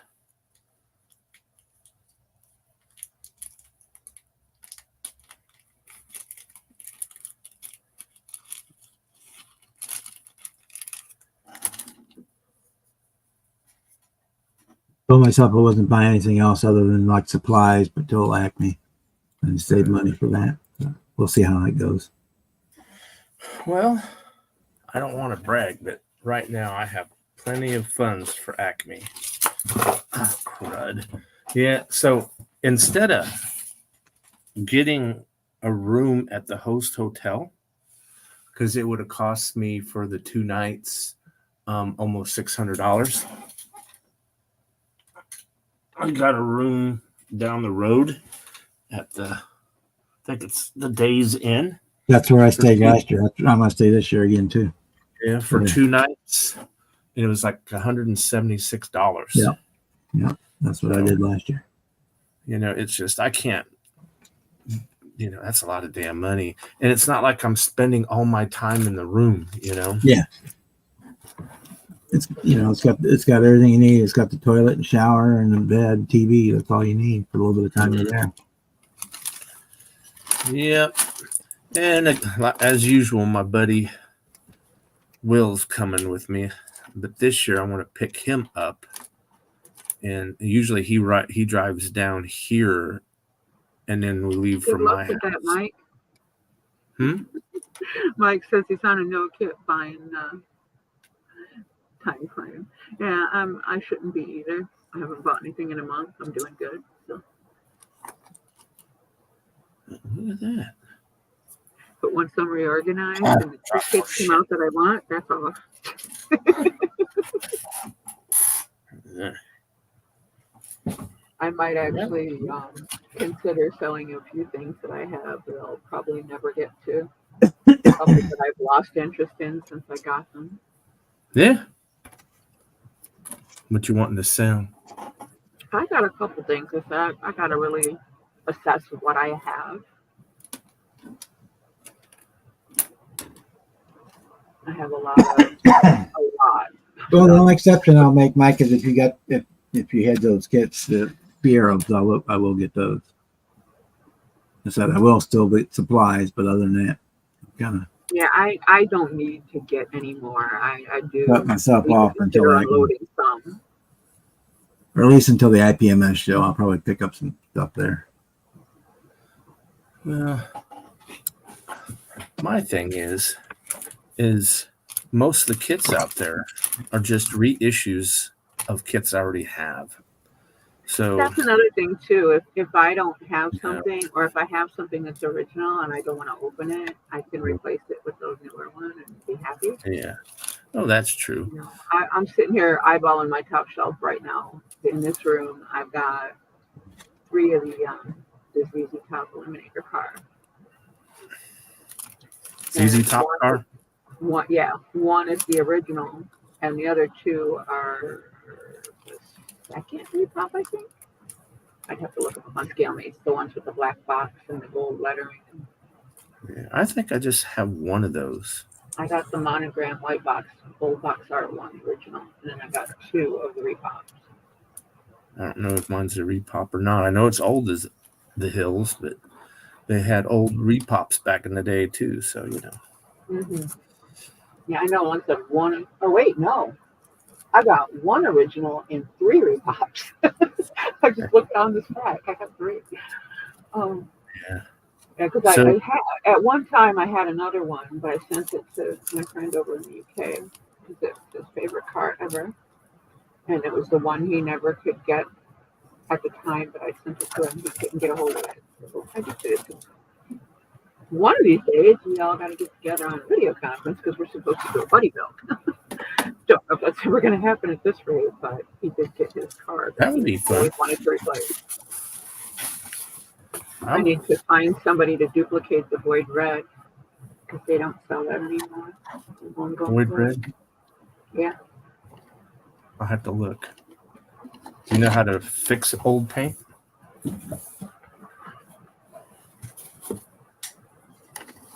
Void Red. Yes, BOYD. A very specific shade of red. Oh, I got Candy Scarlet, Void. Nah, so do I. One of them. I've got every possible red known to man, or have owned every possible red known to man except Void Red.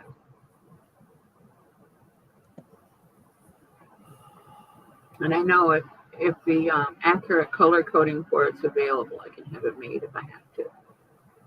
But when I finally do one, I want it to be accurate as possible. And the color is more important than the rest of the details in my book.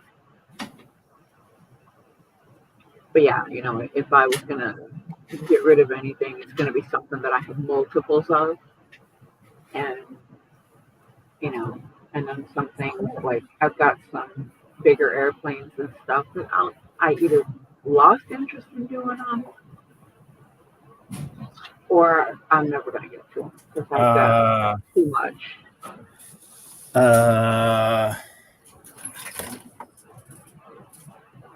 Let me.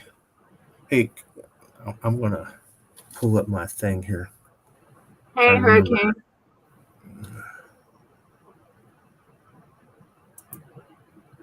Hey, Brian.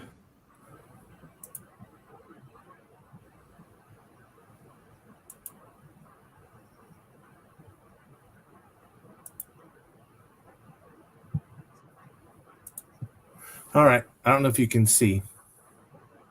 Is that what you're looking for? Yep.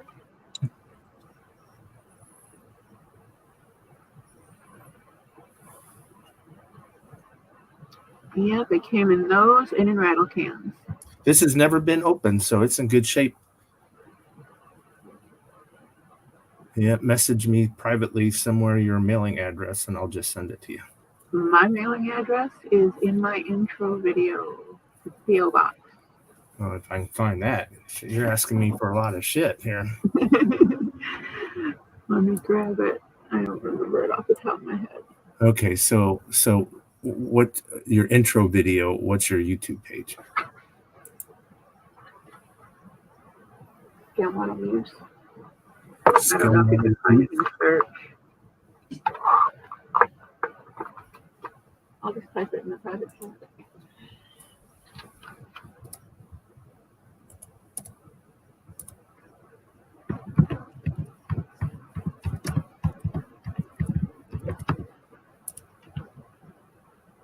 It's Scale Model what? Muse. M-U-S-E. Oh, okay. I'll have it Could be typed my out Muse. by the time you find it. I have to use Google to find it every time. I can't find it. Yeah, search here sucks.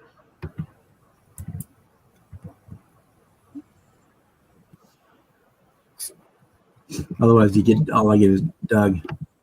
Yeah, everybody gets that. Yeah, that's what I have. All right, let me go back. All right. Maybe I spelled Muse wrong. No, because the only difference between his name and my name is his is Model Car Muse. Ah. So I just need to keep scrolling down until I see it. You'll never find it. Oh man, why doesn't it? Yeah, you would think it would put in the exact deal. Oh, throttle power. Let's see. Yeah, it's not even showing you at all. Yeah, I said you got to go to just a Google search and put it in there, and it'll pop right up. But on YouTube, it doesn't show. Well, Yeah, I don't put up enough stuff for them to warrant putting me in the search, I guess. Anyway, it's in the private chat. Oh, I see. But see, now I'm curious, so I can.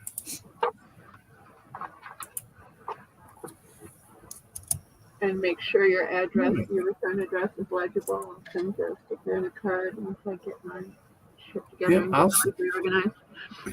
You said you want one of my cards? Yeah, and I've got stickers and cards too. I'll send you both of them. I got an old one and a new one. I'm thinking about making another one. This is the new one. That's not so new now. And then, where's my other one? I may have gotten rid of them all already. Oh, what's this? Yeah. And that's the old one. Oh, I'm already subscribed. Look at that. I think the one I got from you is we swapped links a while ago when you first started coming in all the lives. Dude, I am an old fat guy with a crappy memory. So, you know, I can't remember.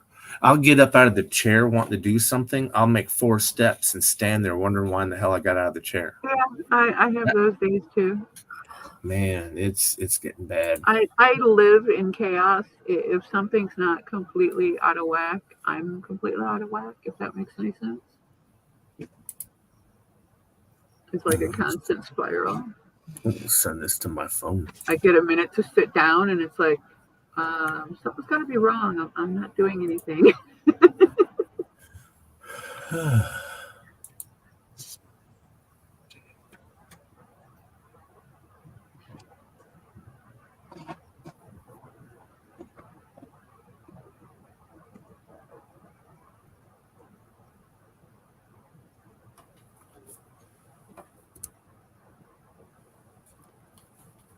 There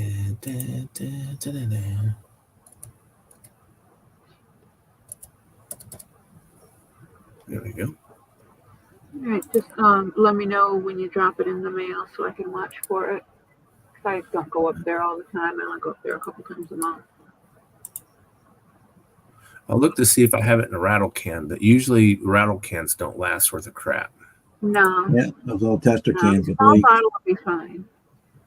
As long as it's still got movement in the bottle and it's not been opened, it's It's usable. never been opened. I don't think so. With the way it is on the inside, I doubt.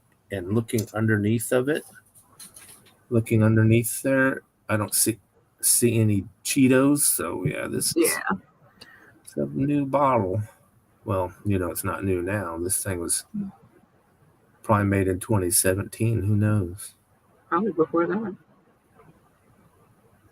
Yep, I bought it probably for something to paint and never used it. And I got a lot of old paint like that where no one buys it. The shop's going out of Yeah, business, I and you have buy a a lot bunch. of those bottles, but I don't have any of the void fillers. See, I still got some of these. Oh wow, yeah. The old House of Color stuff. Yeah, I don't have any of those. I don't need any more paint though. Just that one specific color for that one specific project. Everything else, it's like I look at the rack and I'll be like, oh, we'll use that one. Yeah. I wonder if I got it in a rattle can. See, now I'm so damn curious. Yeah, I thought about going through and throwing away a lot of my You can paints. get away with mailing that little jar, but a rattle can, they'll pick that up in the scan. Yeah.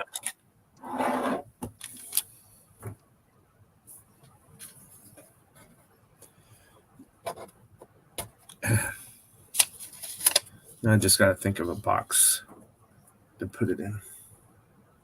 So I don't have to put it in a massive box. I wonder what's the smallest. I could probably put it in a shipping envelope. Wrap it up. Yeah, as long as you pad it well. Mm-hmm. Our postal Wonder how service things small with a packages or box could be. basketballs. Yeah. Wonder what's the smallest I could go on a box. Probably like a 4x4, I think. You want to be able to put the address on it legibly. That's their only real thing when you mail packages. This one might work.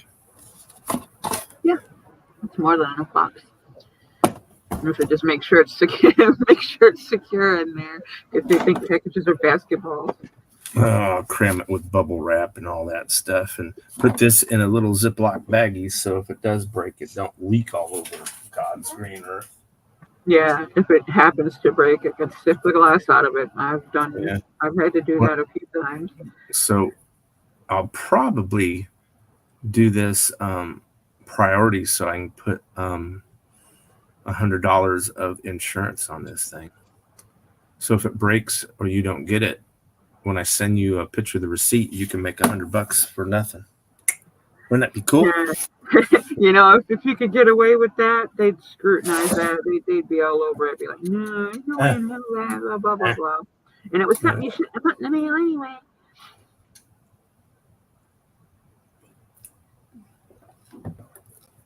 But if they did, I'd send back half.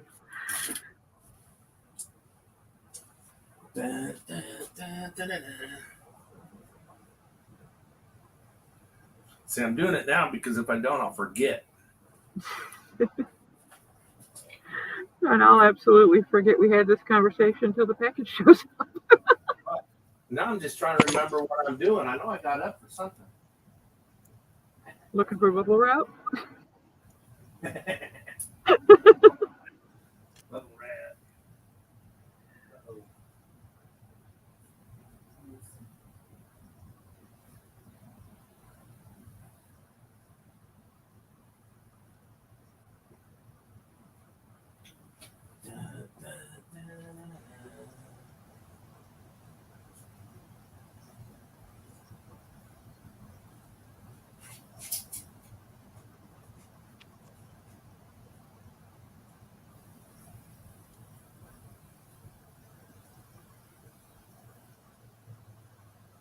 going to the dark side, Marky. Oh yeah, I've been there. I've got all kinds of. I don't have transformers, but I have. Uh, I figured for 26 and bucks, I'd give it a go. I have Gundams. This Yeah, one it's is not bad. That's not a bad price for that one. That's like a $40 kit. Maybe. Urani Models. Yeah. Yeah, it's marked 46, but I got it 40% off, so it was like $26, Yeah, well, $27, something like that. yeah. All my robotic stuff is all Gundam. Well, if you don't count my space movie robots, it's all Gundam.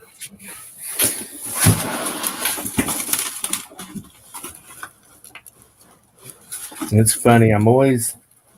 There's always bubble wrap in my way, and now that I want some, I can't You find can't any. find it. Yep. Yeah. Every time. There you go. I got plenty. I'm even trying to think if there's something where I have it in a box. I probably just threw a bunch away because it was in my way. Aha!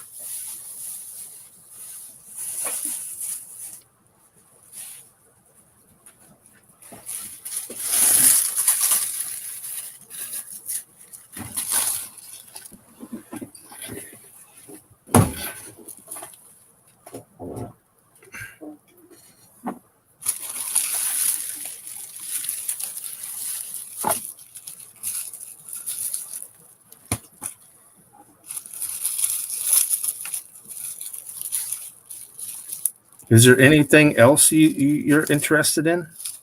Nope. Nope. I was just on the mad hunt for that particular piece, and you happen to be in the right place at the right time.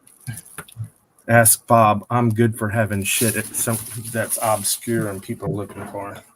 Yeah, I actually found a guy that had some of the rattle cans. He had a box of 3 of them. He wanted $60 for it. Yeah. They were unopened. They the nozzles were clear.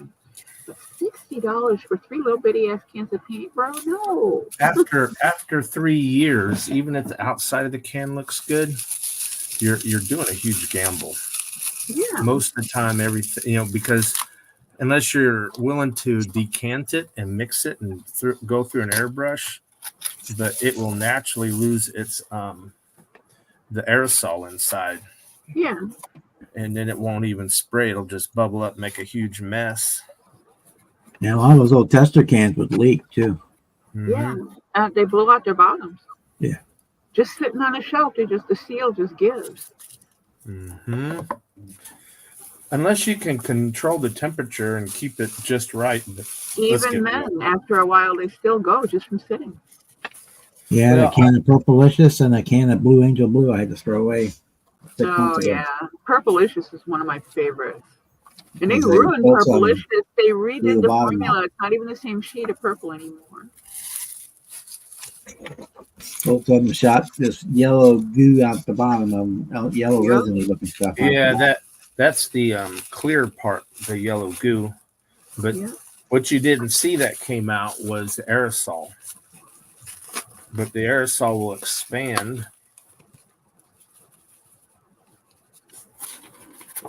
And that was my thing. I told the guy, I'm like, bro, these been sitting around for years. You want this kind of money? And hey, Hurricane, how are you tonight? And another year's passed, and I asked him again, and he's still saying, nope, he ain't budging on the price. I'm like, you're never going to sell those. Somebody hasn't bought them by now, and I'll tell you something, because it's a highly sought after color.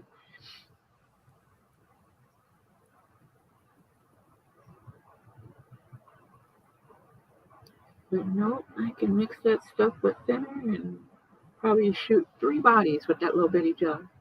Oh, yeah. Maybe 4. You probably spray a couple of spoons and send it over to, what's his name, over Outlaw in Australia, and he can. I ain't sending it all the way over there. No, just send him a spoon.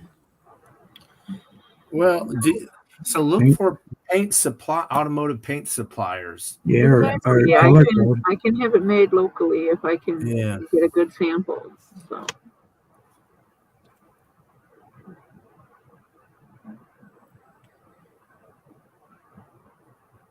So are you related to Donna?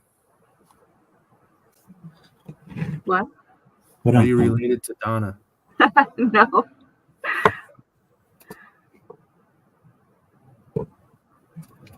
I didn't just give something up I shouldn't have, did I? Nope. A lot of weird creeps try to. World's full of creeps. I've been to that town. Yep, A squared. I can't honestly call it Ann Arbor anymore because every time I turn around, there's less and less trees and more fucking buildings. Hey.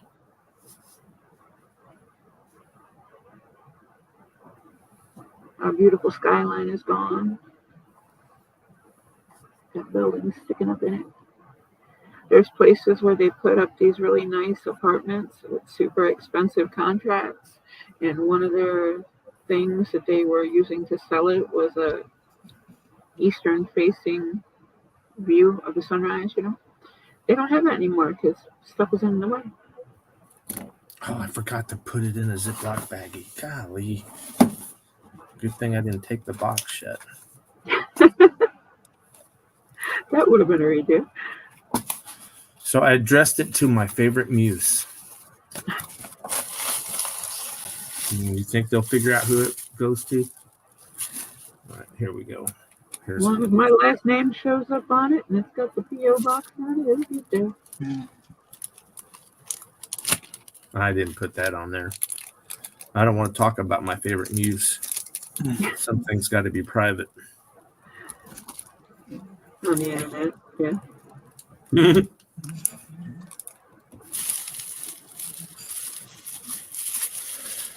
All right, so now it's in a Ziploc baggie.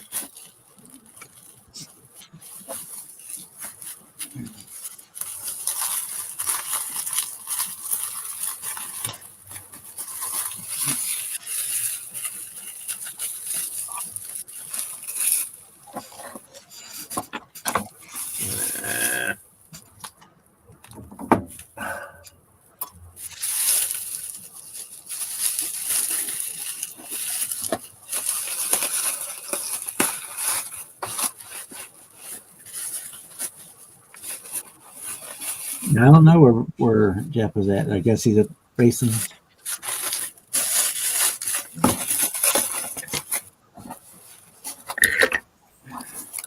Well, it doesn't rattle.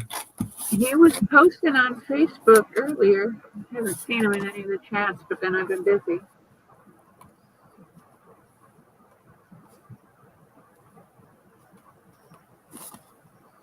Almost got into a kerfuffle with his defensive, overly protective sister on a Facebook post. It was completely 100% bullshit. And it's like, bro, check your sibling. Check her before I wreck her, because I've got no space in my life for stupid. If social media is the only place you get your news, unplug your computer.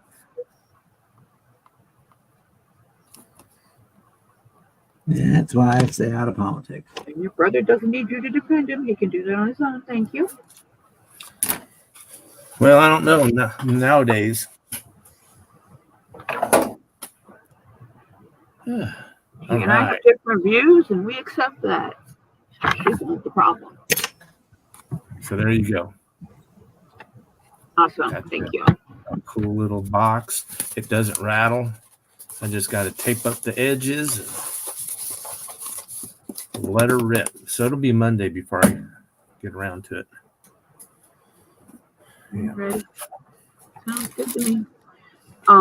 If you don't see me on here, you should be able to find me on Facebook if you do Facebook. All right. For just about everybody. Do both Hurricane. Do one on Mustang and one on the Hurricane.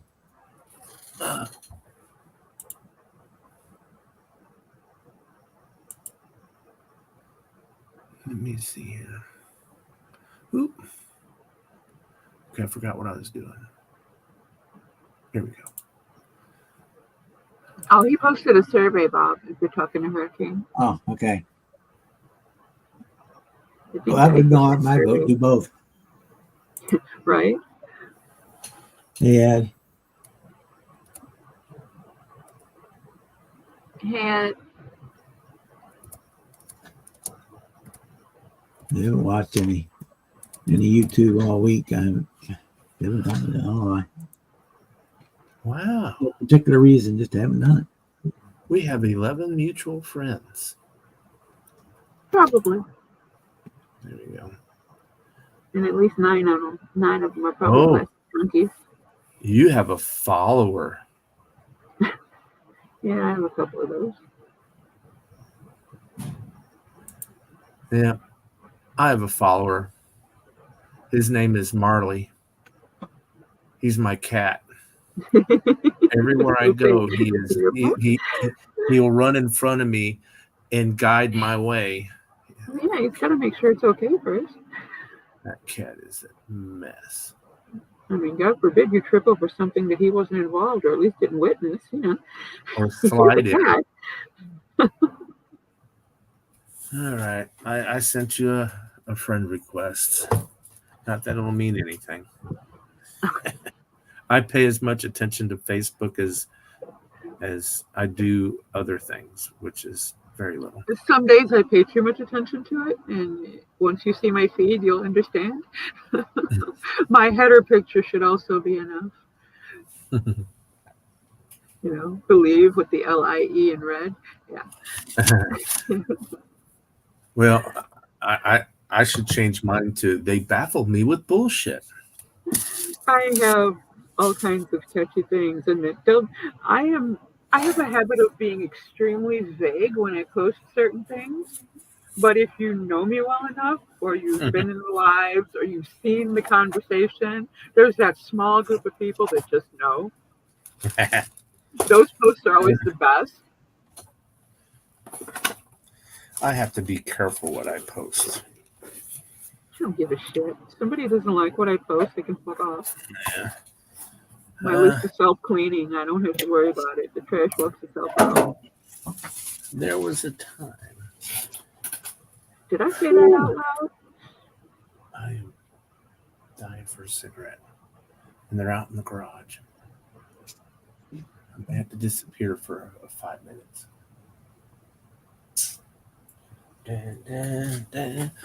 Yeah, Bob, make sure you look me up at Acme. Oh, well. Because I don't know how often do we actually run into each other at Acme. Anymore, that's just about it. You know, what sucks for me is everyone hangs out at the modeling table so they can draw attention to their models, and I'm at my table trying to sell junk. So I don't get to socialize as much as everybody else does. Yeah, that's kind of why I like Friday night at the hotel. Is kind of do that. Friday night. Yeah. But then you get the old guys like me that. And everybody goes to dinner on Saturday night. And yeah, the first time I went to Acme, I actually went to dinner with Virgil and a bunch of other guys. That was really cool. I haven't seen him at the Acme show in years, though. He quit going. I don't know what his deal is. I don't even know if he's still doing YouTube videos. Let me see. A lot of people have kind of just disappeared. Well, We've lost a few too. yeah, some people fade in and out of it. Every once in a while, they come back or they pop up somewhere else on social media. Yeah. If it's not somebody you communicate regularly with offline, you know, you don't hear about it till the rest of us hear about it, if at all. Yeah, I hadn't been paying attention. Then I came on and there was a bunch of videos about some bullshit. And I was like, I actually did a video one time talking about the bullshit. And Probably had some really good ratings too. And well, I hit the nail on the head. I basically said that, you know, if you're on YouTube and you think you're going to become a celebrity with model cars as your subject, it's not going to happen. May I present to you Doug White? Don Yost. Shall I keep going? Well, when you compare them to like PewDiePie's and all that stuff, where they're making That kid was just a douchebag that got lucky. He hit the niche right at the right time. He made a bank load of money. He moved. He married his girlfriend. They got 2 little dogs, and they're happy grown-ups now. And he went and got a real job. I think they also had a child. So, my friend Lila, she was a school teacher, and she actually built up a following and got herself established. It took her almost 10 years, but last year she quit her day job just to do YouTube and to teach painting privately. She's a miniature painter. Wow. So it looks like Dr. It can Cranky's happen. I mean, you can make it happen if it's all you do. But Yeah. why make something you love work? That's where you'd lose me, Well, I have a lot of things I love, so to take enough time to do one thing isn't going to work. So, And, good God, dude. Read the chat, Bob. Yeah, I see it. Oh my God.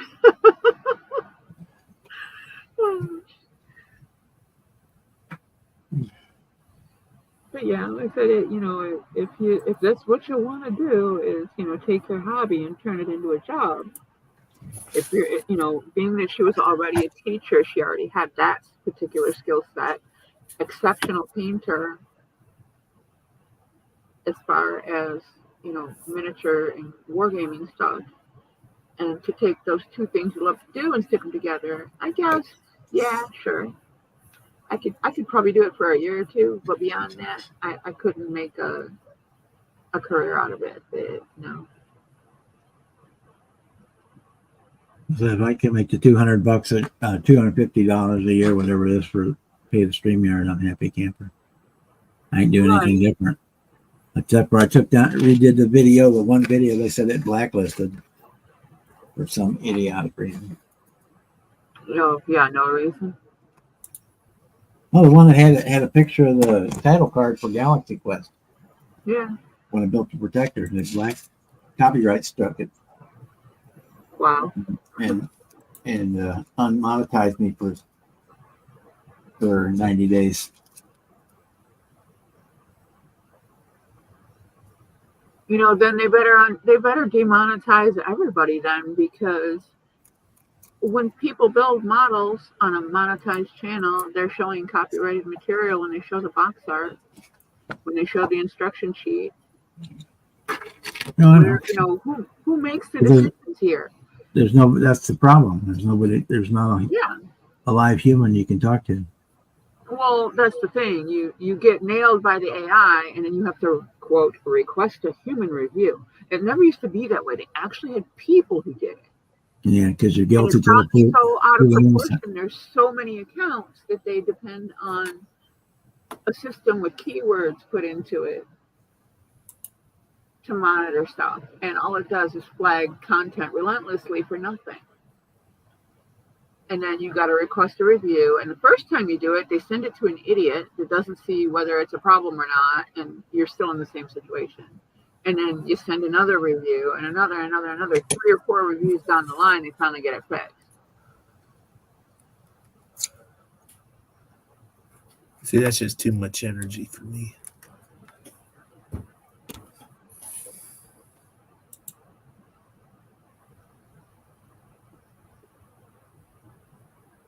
Oh, my goodness gracious. Yeah, I had a bunch of videos that with their library songs on it that they went back and muted out because they didn't have a license for it anymore. Yeah, and why the hell aren't they keeping up maintenance on their library? That was one of the ones I got dinged for, was their library music. I don't know. I'll be back. My goodness gracious.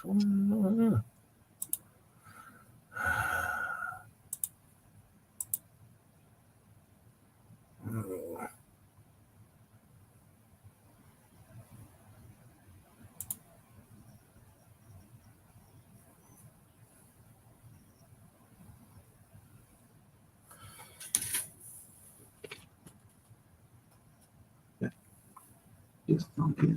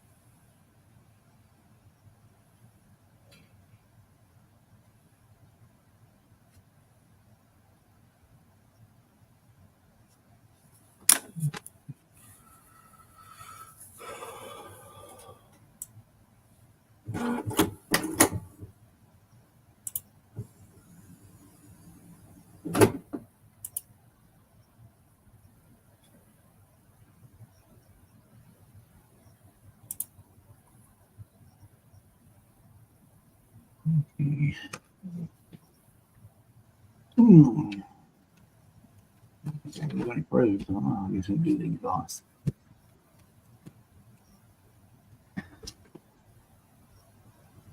Fifty-seven, 58.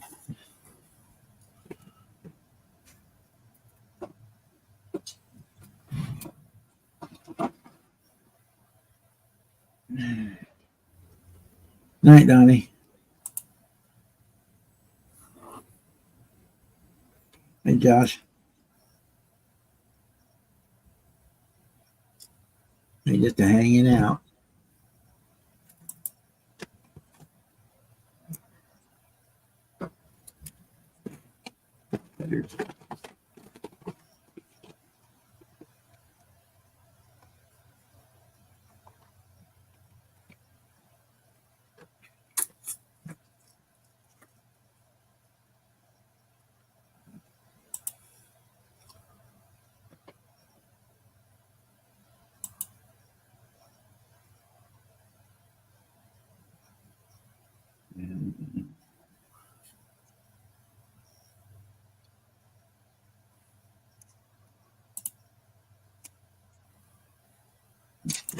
Eight.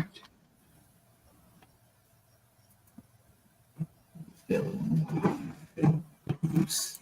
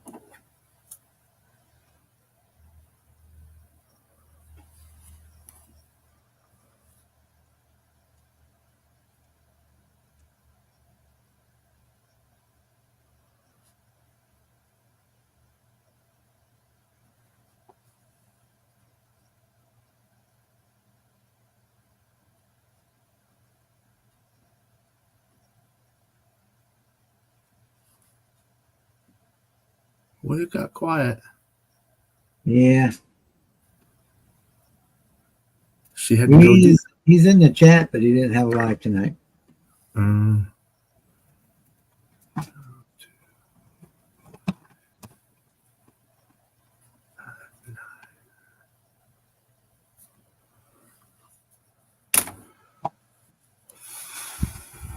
Okay, let's see here.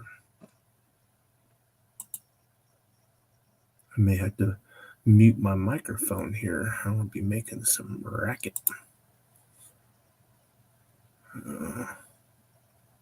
Okay.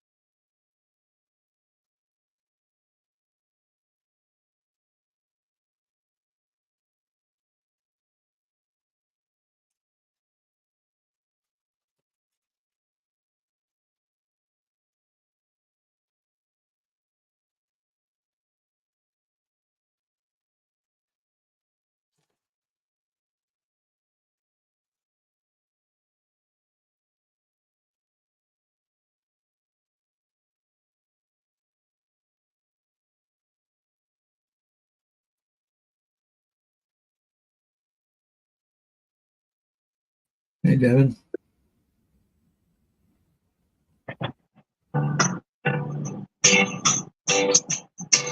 If you want us to bend you like you ain't got no sense, you need to go. Bigger island. That's the end of that.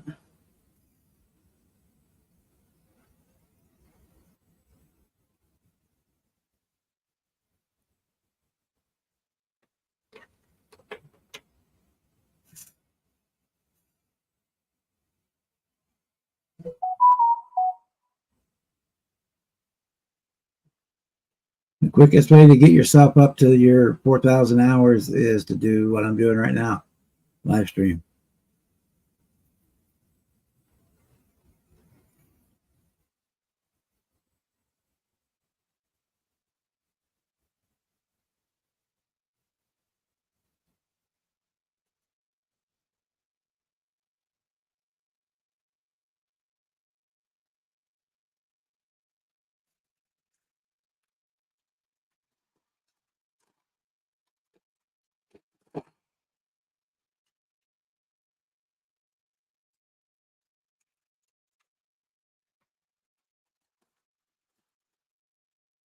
I don't know. It wasn't who I thought it was.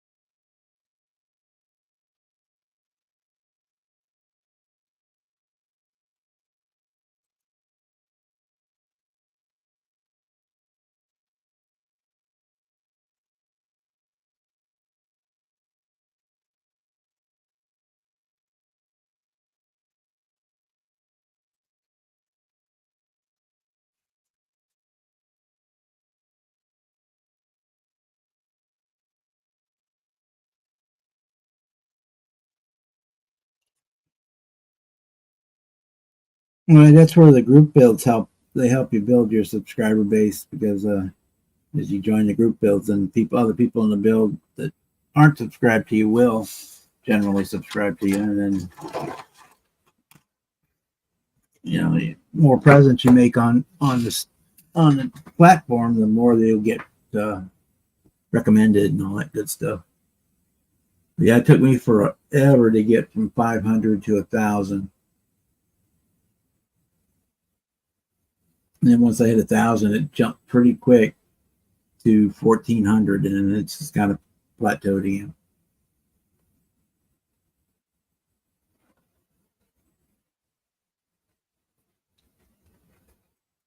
Basically, that big jump coincided with when I went on disability and was sitting down here all day long building models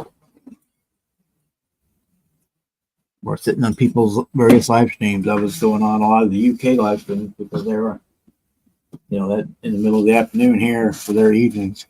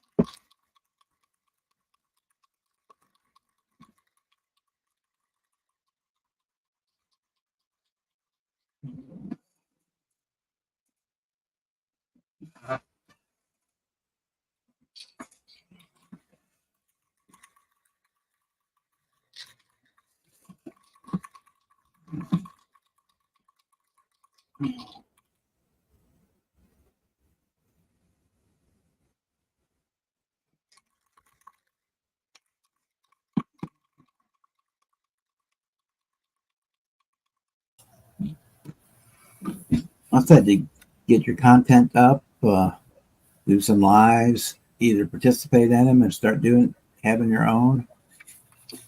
That helps drive up your subscribers, and I like doing the group builds. That helps build subscribers quicker than anything else I can think of. If you're in it just to get the subscribers, and it's kind of like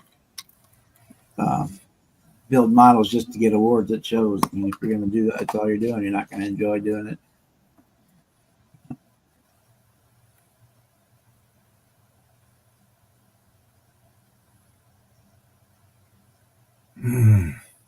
Yeah, it does. It goes in spurts. Yeah, that's about when I went on 2020 was when I, in the 2021 was when I went on disability.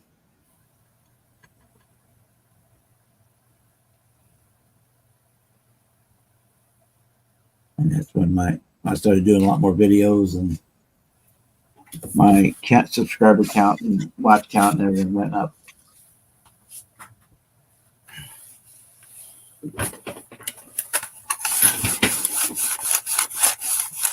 I think I've got like 5 subscribers.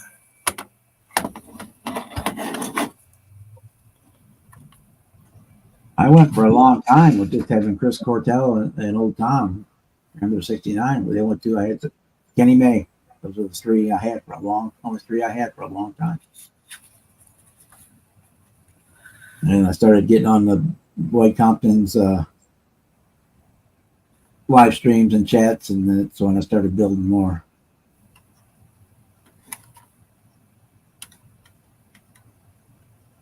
Back in the Google Plus days, and then hooked up with Gil and guys over at the Styrene Syndicate. Yeah. Too. That's probably where we met, was over there. Yep. Yeah. I think they still do their thing, don't they? Yeah, on Friday nights. Sometimes on Saturday, but on Friday nights. It's not a broadcast, so it's just a chat room. Yeah. They do it through the Facebook Live. I believe it's through Facebook. I don't remember. That's where I find it sometimes when I go over there. Oh, my goodness gracious.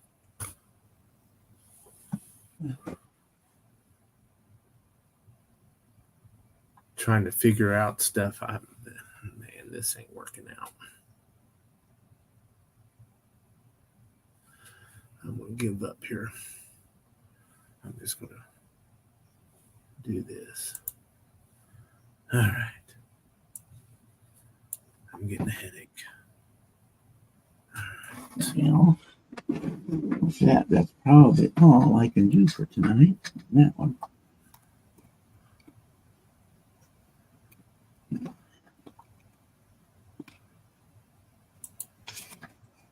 You know, this is going to take. Mute real quick.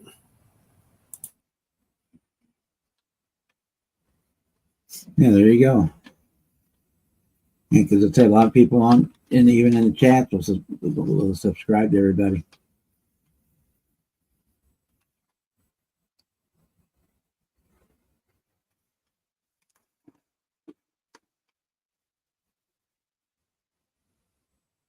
Yeah, you did this far. That's as far as I'm going to go on this one tonight.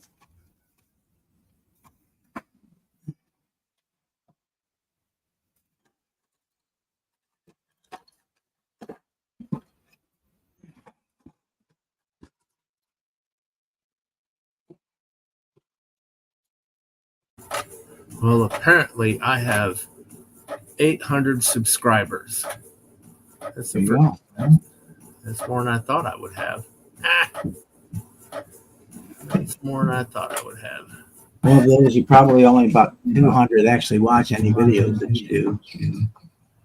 Okay, so which one of these guys is looking for subs? Ed, ELH, Model Garage. I think you may be subscribed to him already. Yeah. I don't know. I don't remember.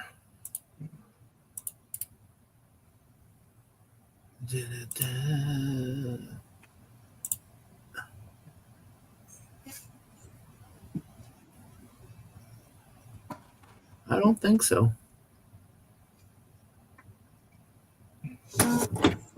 Nope.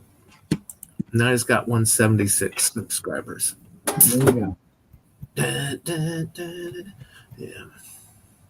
All right. My printer wasn't too obnoxious, was it? No, didn't hear it at all. Oh, okay, good. I've been muting so you guys wouldn't have to listen to my. Oh, crap. I'm going to have to do a flippy flip on that last one.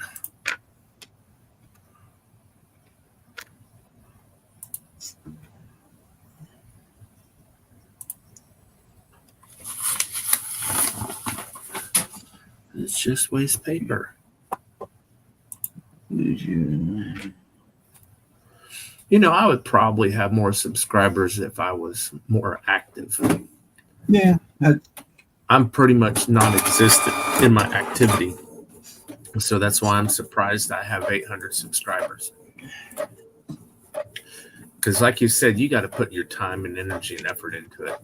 And if you do, you'd be amazed at how many subscribers you can get real fast. But again, you got to put your effort in it. Well, you can even do it real easy. You can, the StreamYard server that I'm using, there is a free version of it.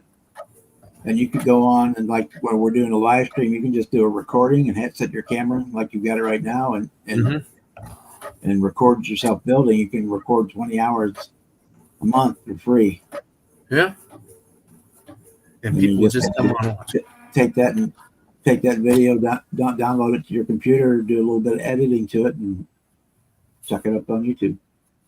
Oh, well, I got a lot of YouTube videos. I have no problem making YouTube videos. I just taking the time to do it. Yeah. That's the thing, taking the time to do it. I've got like 120 some channels or videos. Oh, yeah. I done forgot how many videos I have. Let's see. I'm somewhere around 600 or 700, I think. Yeah, 128 is all I got. Yeah. Maybe if I changed my intro video to where I don't look like such a Nimrod. Boy, look, I actually have color in my hair and mustache. That video is from 9 years ago. Let's see what my oldest video is. I'm 4 videos short of 600, so we'll probably have 600 come out. 10 years ago was my first video. Yeah, I started in 2014 on YouTube on this channel. Yeah, I think I don't. Let's see, where does it show when you started? You go on your your data in YouTube. Let's see if it'll show it there. Public more. I think it's in the analytics or the dashboard. Download YouTube data. I don't want to do all that. That's a bunch of bullshit. All right. Let me go back. Yeah.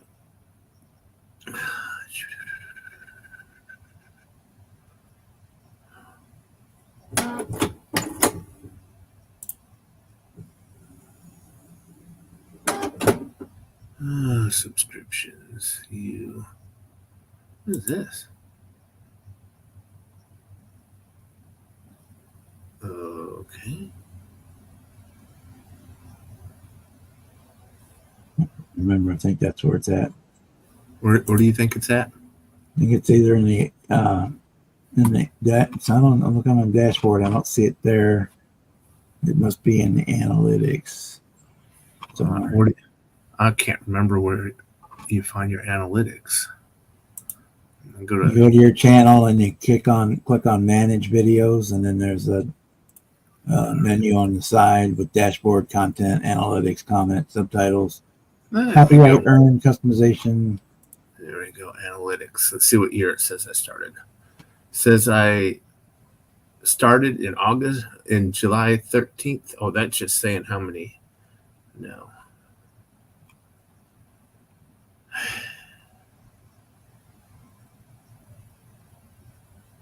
I got 100 views in the last 28 days. How did that happen? I ain't even done a video.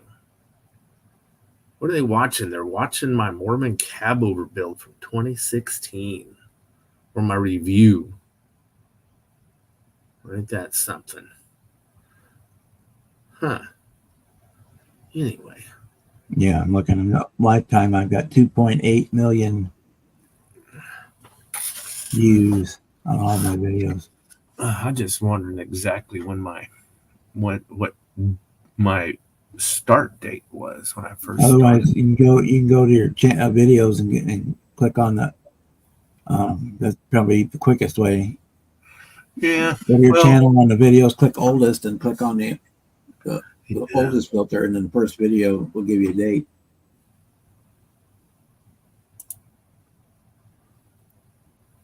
That would be the quick. Yeah, would give it to you the quickest, or get you roughly in there.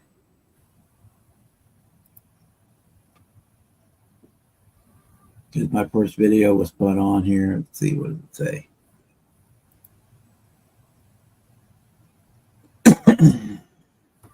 February 1st, 2014 was my first video that I put up on that channel. I've got other channels that are older. Well, I had another one, but I deleted that one. And that one was a lot older, but I didn't have it. I had like one video on there that was at a car show. And somehow, because I guess it was confusing for me, I ended up making too many videos.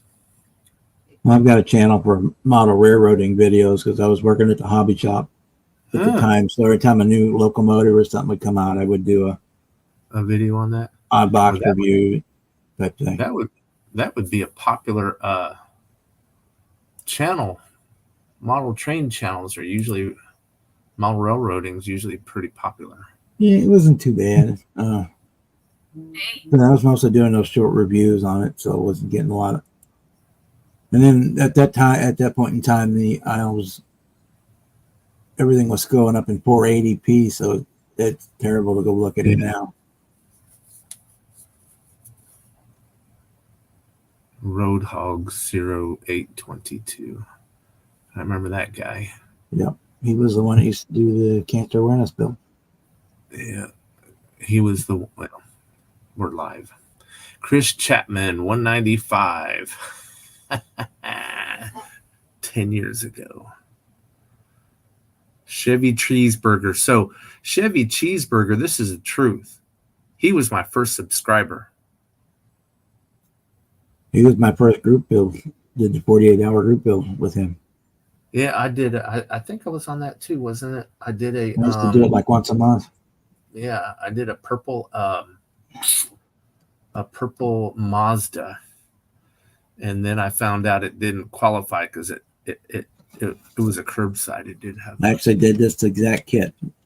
I did it in emerald green. So I did for that first one. I don't even have the car anymore. It got busted up. So this says June 23rd, 2014 is when I posted my first video for the model car channel. And it was just basically showing all my crap, which is things have changed a lot since then. Yeah. I still got models stacked to the ceiling though. I've been building through mine. I'm down to just two of those steel shelves like you get at Walmart or Home Depot or something like that. The old metal. Dude, I've got 3 feet wide, 2 feet deep, and 5 feet tall. I'm down to two of those. There's 2, 3. One is all car kits and one is all plane kits and spaceships. 3, 4, 5, 6, 7, 8. I'm back. What, did I miss something good? 8, Yeah. 9, 10, 11, 12. I think I got 12, and they're all stacked to the ceiling. So, Love little shelving. Yeah. Yeah, Rick Chapman and Cortell. Yeah, I used, back in the day, Chris Cortell and I used to talk on the phone back and forth. Yeah, he would comment on every video I put up, even if it was just like good job or looks good or every one. He talked me into going over to Patreon or some crap like that. That was a big mistake. But all right, where are we at? I got distracted. What time is it? Yes, I used to do the lives with Boyd Compton on Tuesday nights when we just had the live chat, and then he went to the more of a show format. But we'd still hang out on usually on Tuesday. Late after we'd hang out on that, and then when Google Plus started going away, we went over. What did we go over to? Another server, but it was such a pain in the butt to use, and then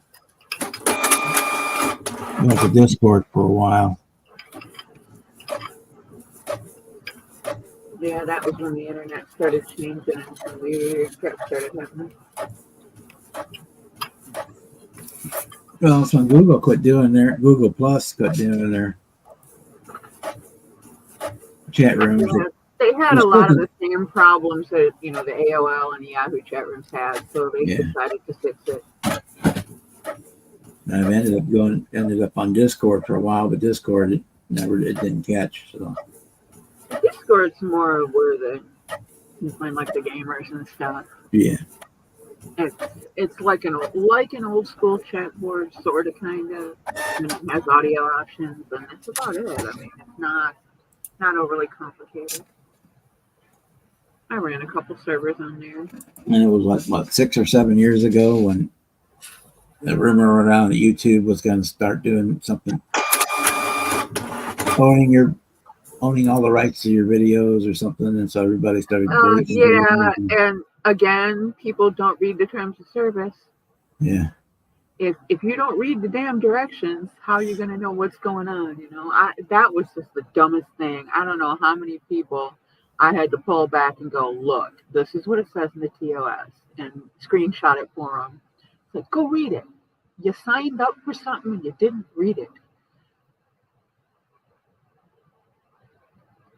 So, yeah, that's when I know a lot of the people that either got off YouTube then or they deleted their channel, and then when they found out it wasn't true, they started over again.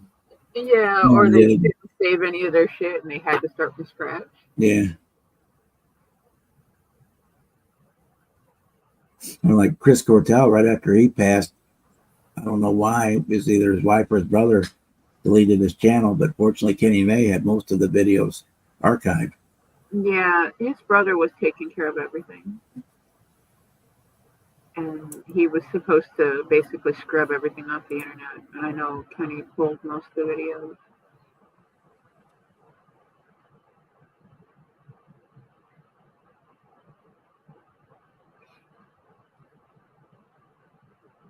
And I mean, I don't know why they would want to pull the content down.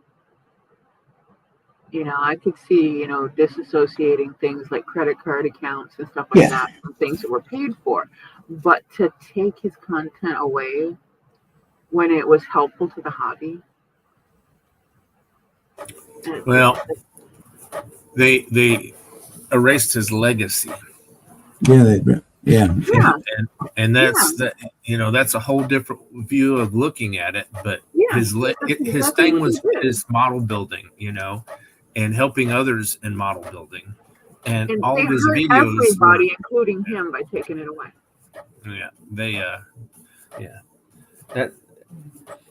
I hope no one tries to erase my legacy. I don't think my videos are all that great, but I like for people to remember me for at least a year after I'm gone. I was like, fortunately, Kenny had saved a lot of them already, so he was able to build another channel for him and got a lot of them put back on. Not all of them, but a lot.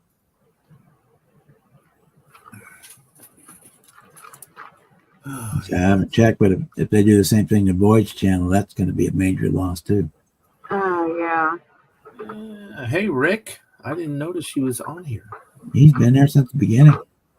Yeah, I just now seen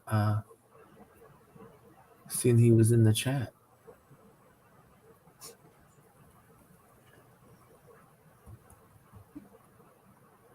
Oh, wait.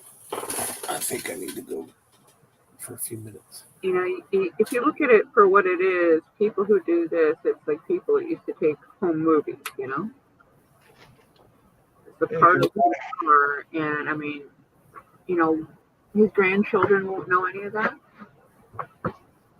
His great grandchildren, you know, it's all gone. I'm sure y'all don't want to see my ugly mug. Lord knows I don't want to see it. Ah, But, shut up. That's all right. but the reason why I went ahead and came on now that I've had my post-eat smoke and all that good stuff is last night at my model club meeting, we had our usual monthly raffle for just everybody for a choice of 3 or 4 different model kits plus a set of pre-thinned airbrushable lacquer paints that are in the general raffle every month. And then our president had 2 special drawings for some kits that he was giving away out of his stash. And I won the first of those 2 drawings. Cool. Ooh, very cool. And I'm going to tick a lot of collectors off because I'm going to actually build this vintage styrene kit. That's what it's for. Hey, you want it, you do what you want with it. Exactly. And my question is, this is the color it's molded in. I'd just polish it. Lord, yeah, that's yellow. I like that. For a race car, I'd go with that color. I'd polish it and I'm coat it. thinking about painting it something different though. Oh, you can. What primer would y'all recommend for going Use on? Mr. Surfacer 1500. Comes in white, light gray, dark gray, black. Yeah, Mr. Surfacer. I found the white. To me, is what white is is a little more opaque than the Mr. Surfacer. Yeah. That I did find. If you want to prime it in white, then that to me And it's it got a comes little in more. oxide red. That's the other color. Because I've got some let's see, come down here to my And I mean, depending on what color you want to use and how bold. Yeah, that depends too. What color you want to Primer paint it. color needs to be specific. yeah, because I've got some Lighter makes it lighter. That's the general rule.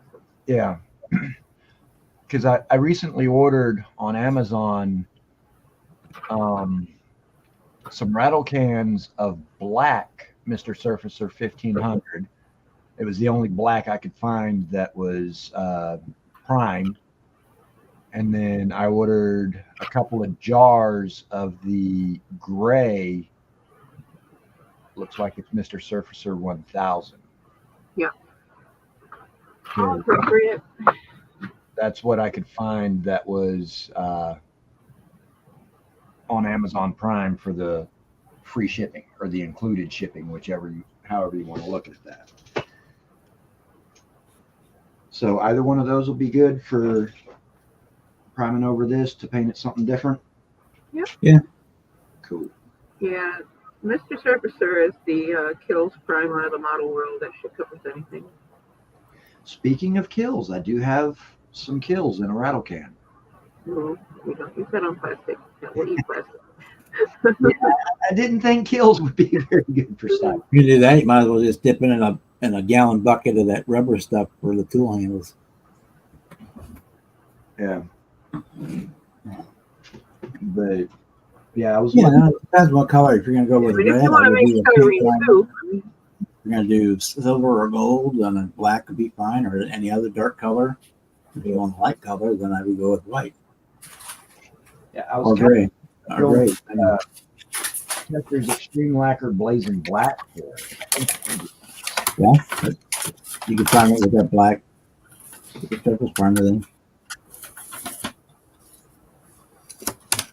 And then honestly, if you do that, scup that with like a real light pass of like 1000 or 1200 grit, You wouldn't even need to prime it with that extreme lacquer. You could go right on the plastic.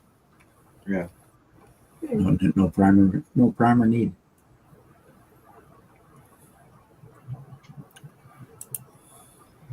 And then in the instruction manual on the back side of it, it's got this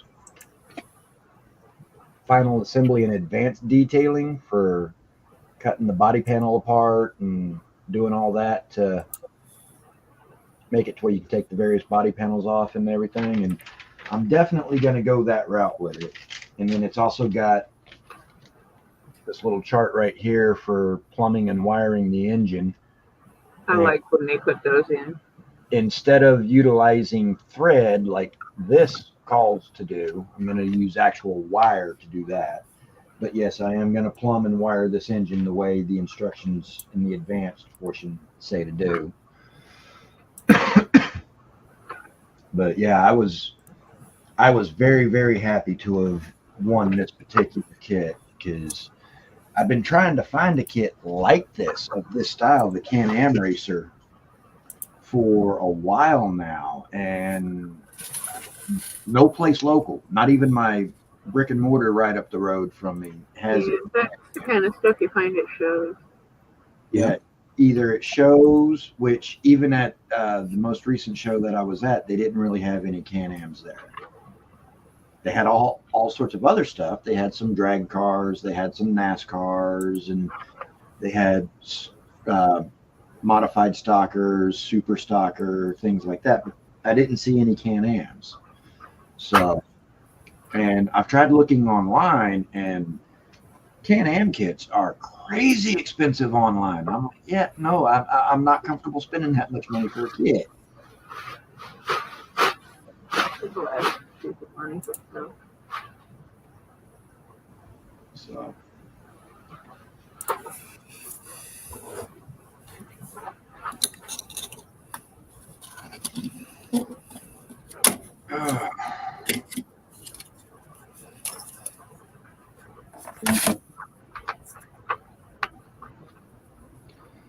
But yeah, I'm definitely looking forward to getting this McLaren put together. I think that's going to make a nice addition. And at the end of the meeting, when we were all heading out, walking back to our cars, they were like, "So you gonna have that built and on the table next year at City Shootout, right?" And I'm like, "Oh yeah, definitely." And we also agreed upon the featured marquee for our next show, which is going to be the Camaro, any Camaro, and you get to put a featured marquee tag next to the kid on the table. And well, I'm going to have a bunch of Camaros on the tables for that one. Yeah, I don't know what I did with my cards for the next show. I don't remember what I was thinking.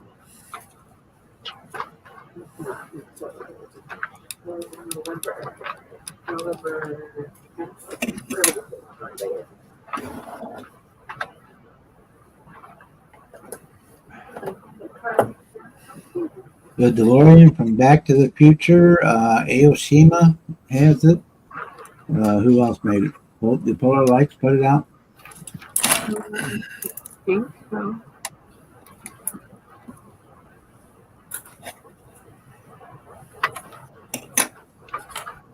Yes, it does. Yes, it does, Boston. And wow, Harry, we're only 3 when Back to the Future came out. Wow, I'm like a lot older. He's a baby.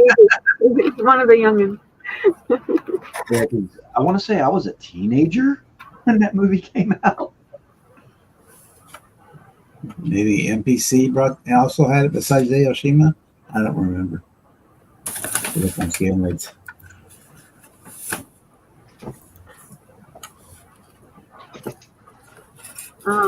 That movie came out in what, 1985? The first one did. Yeah. 1985. That's like the year before I graduated high school. So, yeah. Yeah, I was a sophomore in college. when that came out. Yeah, I would have been if I hadn't taken a year off. I was a freshman in high school.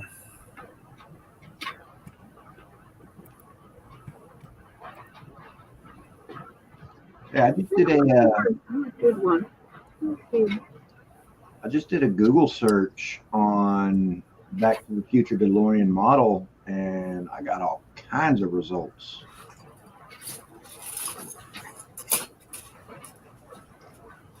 So, let's see, Amazon, Big Bad Toys, Walmart. Yeah, I know they did one in Legos AMC. too. Just Aoshima did one. AMT. Lego version. There's a couple of different die casts. There's a Hot Wheels with removable parts.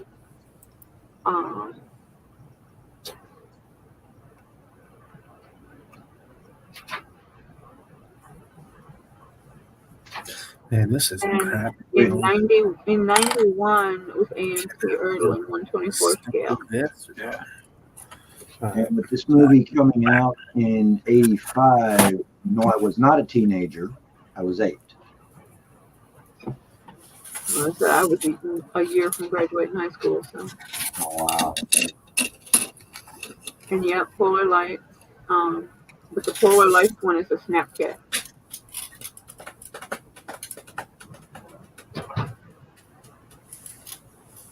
Yeah, the AMT one came out in '89 And they also did a 3D wooden and model. 90. Metal Earth has one too.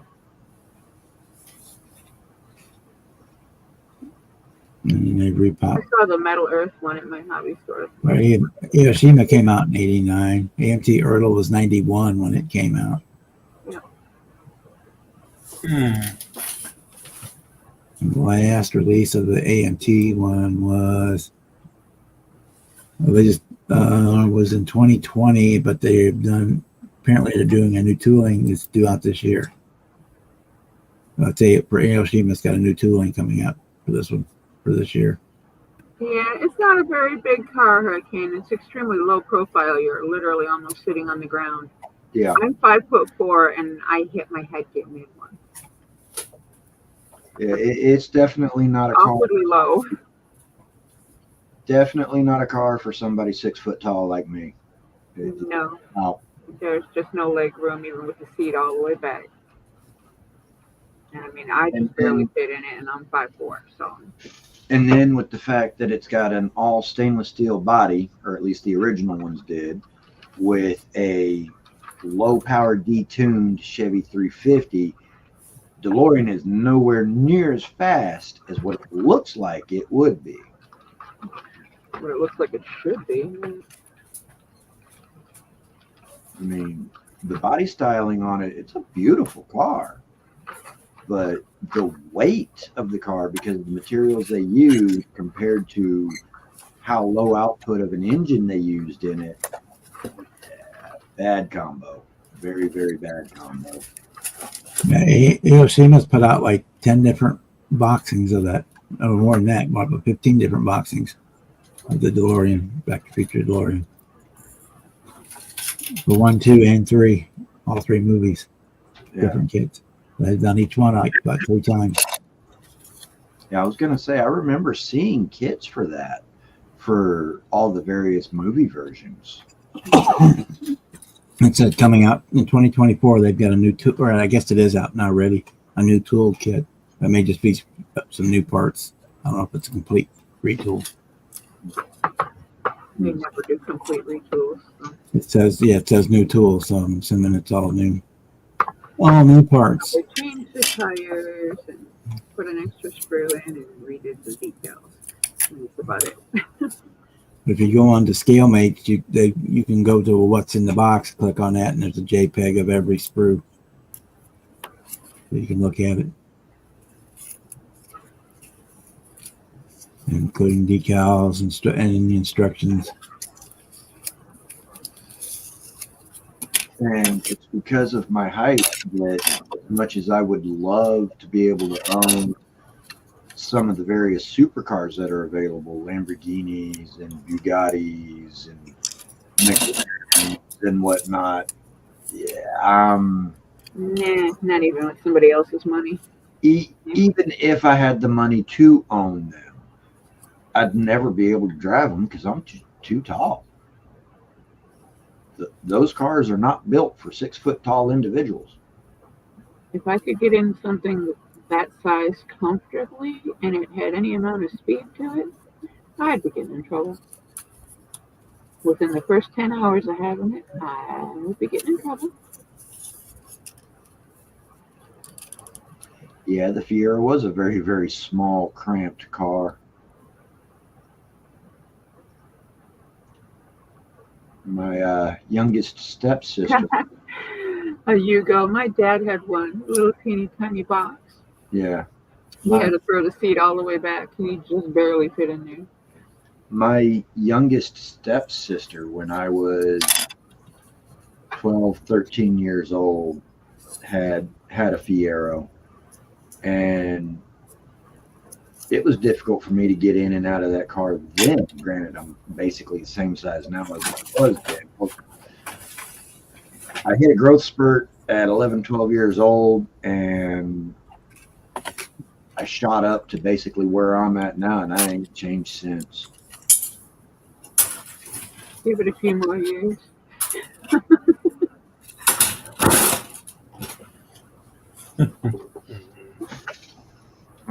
Except for the addition of the chrome to the beard. That's about all the changing I've done over the years. No such thing as too much chrome. I don't like a lot of chrome on my vehicles. I don't like it on my scales, and I don't like it on my 1-to-1. I've never driven a Yugo. I've ridden in some, but I've never actually driven one. God, Well, the small cars will fool you. They've got more room inside them than you think. It's the ones that look bigger that don't. I haven't. Then again, I hadn't even seen a Yugo in I don't know how long. Could do one better. We had the Lacaras for a while. The French made ones, Lacar. Now, if you want to talk about small French vehicles, look at the Peugeot. There's a small French vehicle for you. Hey, Onyx. I don't recognize your name. Let's see if I'm sub to you yet. Who? Hey, Onyx. I'm not. Yeah, Onyx. How you doing? Yeah, they come and go from the lives. Well, Onyx just got a new sub. You'll like his channel. He does really hyper detailed builds. Cool.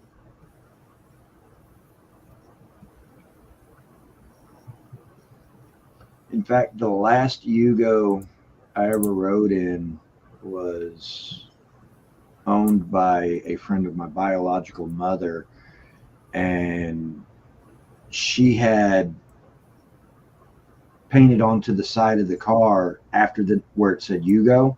She painted on the side of the car with a spray paint. She kind of taped it off and masked it out and added the words "to hell" to the end of it.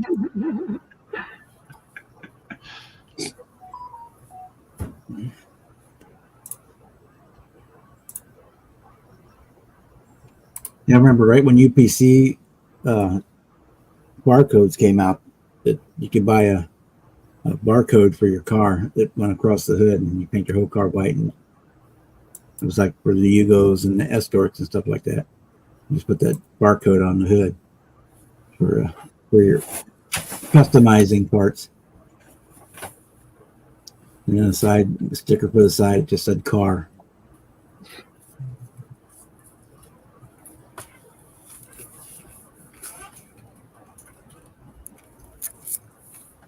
You know why they put those rear window defrosters on the back of a Yugo?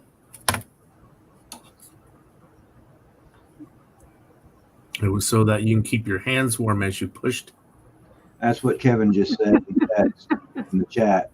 Hey, Edward. Hey, Edward. Hey, Edward.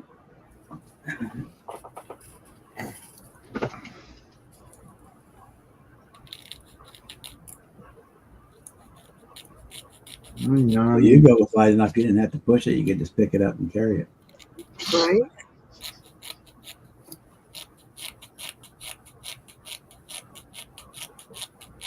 I'll never forget the one year going up Mackinac Island, and there was one of them on the bridge, and it was breezy. That car was pitching it at an angle. I don't know how he made it, but he managed to make it across the St. Ignace without blowing off the bridge.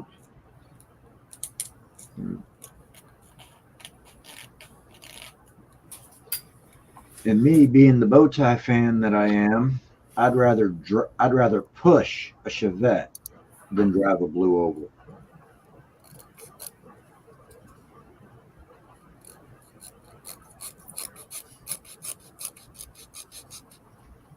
Just saying.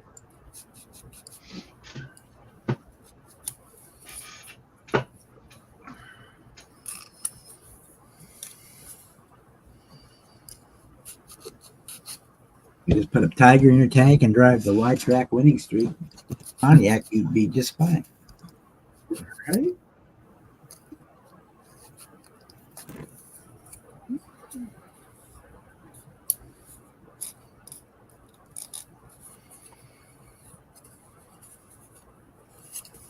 What was the one that they made in Korea that was only here? They only made like 1 year and then it went under.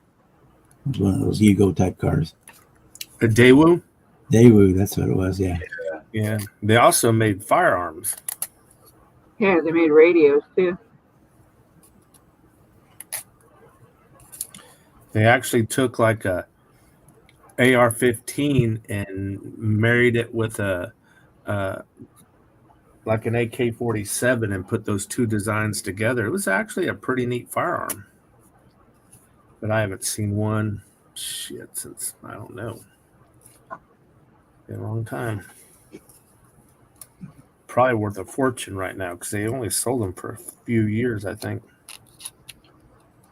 Mini Coopers are fun, and when they're advertised as having go-kart like handling, excuse me, they definitely are not lying about that.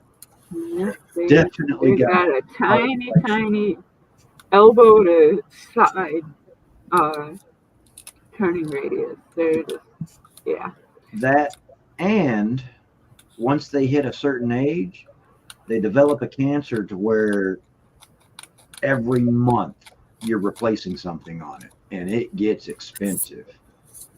Because the battery in the Coopers is a very special brand specific battery that you can't put just a regular car battery in a Mini Cooper. It won't work, and it's not a cheap battery. Oh, there's a guy in town that's got one, and it's painted to look like one of those plastic little Tykes cars. It's red and yellow. Mm-hmm. And then there was another one I saw.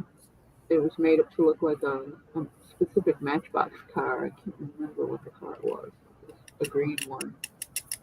And they do all kinds of crazy customizations on them. We need to find out. And they live in a state that puts salt on the roads in the wintertime. It's like, are you going to drive that little bitty thing all winter and, recklessly endanger your life twice as much? Or you got somewhere to park it for the winter and something real to drive? We need to find a model of a smart car and send it to Pappy and tell him he's got to Pro Street it. Yeah, that's another one. I also saw a Mini that was painted like almost, but not quite lime green, and it had bumps on it. It was painted like a Stegosaurus. Oh, wow. It actually had the ridges down the middle of the car. Oh, nice. It's like there must be a nerdy rich guy club in town, because I see like a half a dozen of these cars, and it's all different people driving them. Because the smart car, that's another super tiny little, I hesitate to even call it a car. That I just, yeah, no. Considering as the smart car, front bumper to rear bumper, isn't even as long as from the front bumper to the midpoint of the on the door of my 94 Chevy pickup. Yeah, no. Well, I think you're missing the point on a Mini Cooper, especially the really old, the older ones, because it's one of the few cars you can actually park in your living room and use as a coffee table when you're not driving it. Yeah, right. Yeah. You can get up and down all those narrow streets in Europe.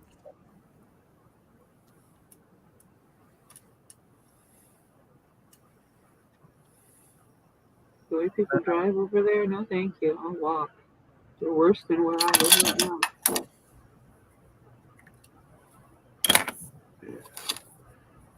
Yugo as a police car in the States?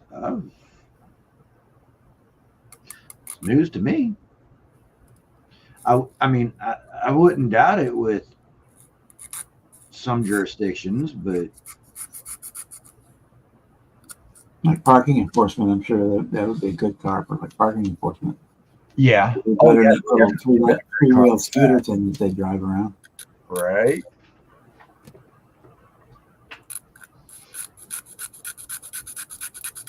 I don't know, I keep watching the government auctions. I want to get my hands on one of those U.S. mail Jeeps. I know that they actually use the Yugo as a police car in Croatia, where my cousins live. I don't remember here of it being anywhere else. Hey, billboards. I was in Croatia for a short time. I was there during the Serbian conflict. So, yeah, I'm one of them terrible people. Hey, billboards, you just got a new sub, sir. Okay, look at this. Yeah, But yeah, for a small car, they're probably one of the most high maintenance.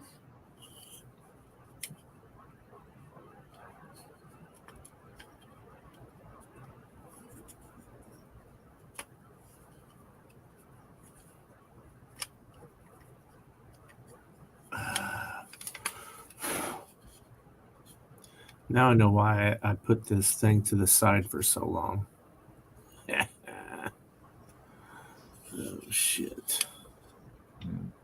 Yeah, the Yugo was actually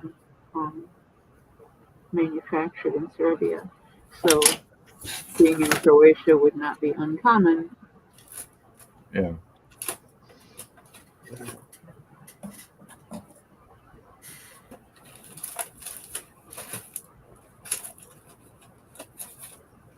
An electric. I think they called it the Coral or something like that. It had a two-part name, I don't remember. My cousin had mentioned it.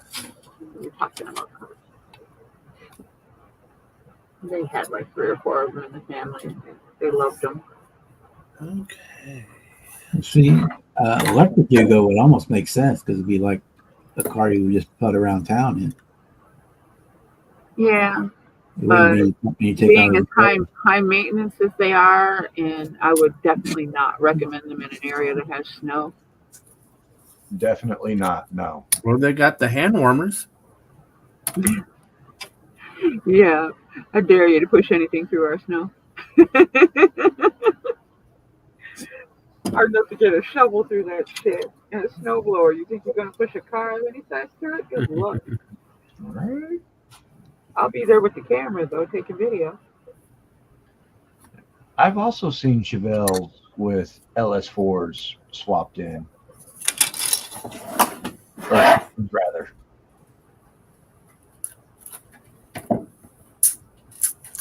I've even raced against one on the quarter mile. That was a quick little. That was a. That little Chevette with an LS4 under the hood on the quarter mile. That son of a bitch was quick.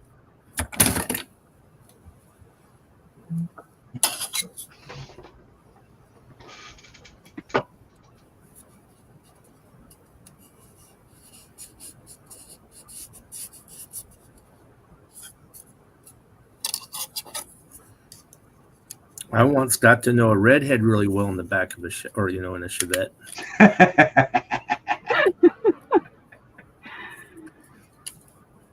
It was my mama's car too. Ooh. Ow, that's even worse.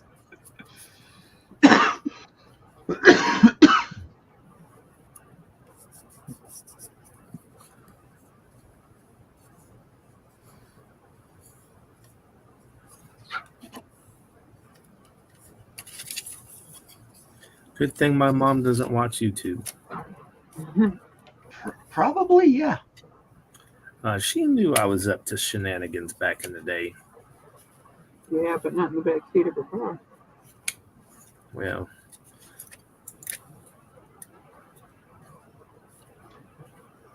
Well, it's kind of like the 88 Toyota Nova that I used to drive. And I call it that specifically because if you took an 88 Chevy Nova and an 88 Toyota Corolla and parked them next to each other, Okay. the only difference between the two cars, one has badging that says Chevy Nova, the other has badging that says Toyota Corolla, and the interior trim was a little bit different. But otherwise, they were the exact same car. You could swap body panels. You could swap. The engines were the exact same. In fact, the Chevy version said Toyota across the valve cover. Pull the wheels off and look at the brakes on the Nova, and they said Toyota on them as well. So it was my 88 Toyota Nova.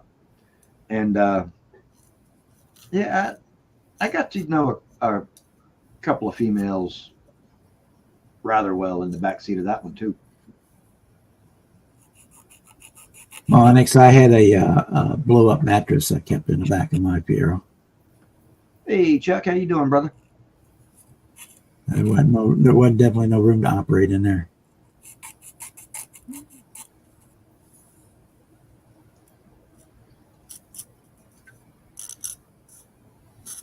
What happened to you, Marcy? Mm-hmm. You went away. She's in the chat still. I didn't knock you out. With me. It wasn't me. I don't have that kind of authority in this chat.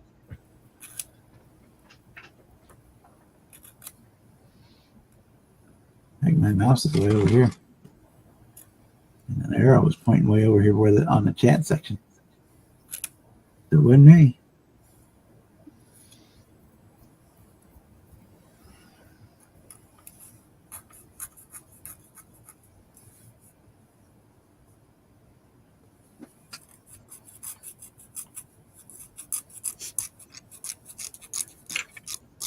Yeah, my uncle had a car that on one side it had the Dodge badging, the other side had the Chrysler badging, and then in the interior had Plymouth badging. Just goes to show you how much interchangeability some vehicles have between each other. Yeah, it was the same model for all three lines. They had the wrong parts on the wrong day for different sections. Yeah. When they were putting badges on. It was a Colt. I know it was a Colt, but I don't remember what the Plymouth or the Dodge name for the car was, but it was a little Colt in the 70s, mid 70s, gas crisis 70s era. Looks like the I don't know Dodge what the hell and that the was. Rampages. StreamYard just dropped. Yeah, the Dodge and Plymouth Rampage, and that was the same exact thing, just different patching. Yeah. Well, that's like Chevy Camaro and Pontiac Firebird. You had a Dodge Omni and a Plymouth Horizon, which the first year was a Volkswagen. Yeah. We had a Horizon and an Omni. My dad had the he drove it to work. It was a total beater. By the time he was done with it, he had one of the doors bungee corded shut. And he was crawling in through the window. Yeah, Camaro and the Firebird had a lot of interchangeable parts, but there were a lot of parts were different. In the 90s, you had the Plymouth Sundance and the Dodge Shadow. Mm-hmm.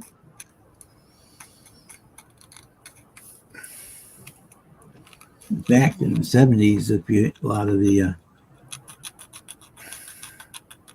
Pontiacs had their own, the Butte, they had the Bop transmissions and Bop engines that had a different transmission housing. Yeah, and all that was a difference in the bell housing, whereas the BOP dipped down in between the very top two, Yeah, they had different bolt patterns. whereas the Chevrolet came up to a peak in between those two bolts. But other than that, it was the same transmission. As far as for the internals of the tranny, they were the same. Only difference was the top of the bell housing right there.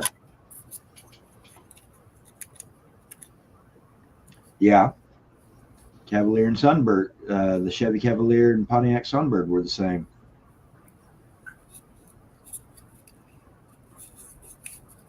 And I used to have a 92 Cavalier two-door. It was a nice little car. I liked it. Well, the true crime was when in 73 or 74 when they took a Chevy Nova and put a shaker scoop on it and called it a GTO. That was a crime. So you had I think you had like the Chevy Nova and the Pontiac. Oh, what was it? I want to say it wasn't an Omni. It was a Pontiac. See, now I can't remember. But Pontiac used the Nova and called it Omega.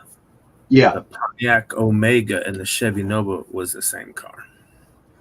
Yeah, and it was that hatchback one. Yeah, the last year the GTO was the Nova with the shaker scoop.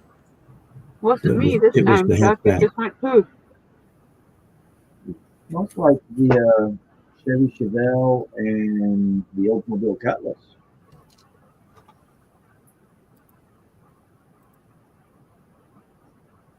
Well, looky. This is why I didn't want to get into this thing. I can't just leave well enough alone. I got to hack up all kinds of stuff. What's afraid? Nothing. My original plan, I just now threw out the window and I'm kit bashing. So this is based off of a older AMT kit. And I had everything from that older AMT kit, but it's the slab style chassis and the axle through the motor, and it just to me sucks. Yeah, I hate those. Now I'm hacking up the 67 Mustang Fastback, which is an excellent kit. And so now I have to try to make everything fit. And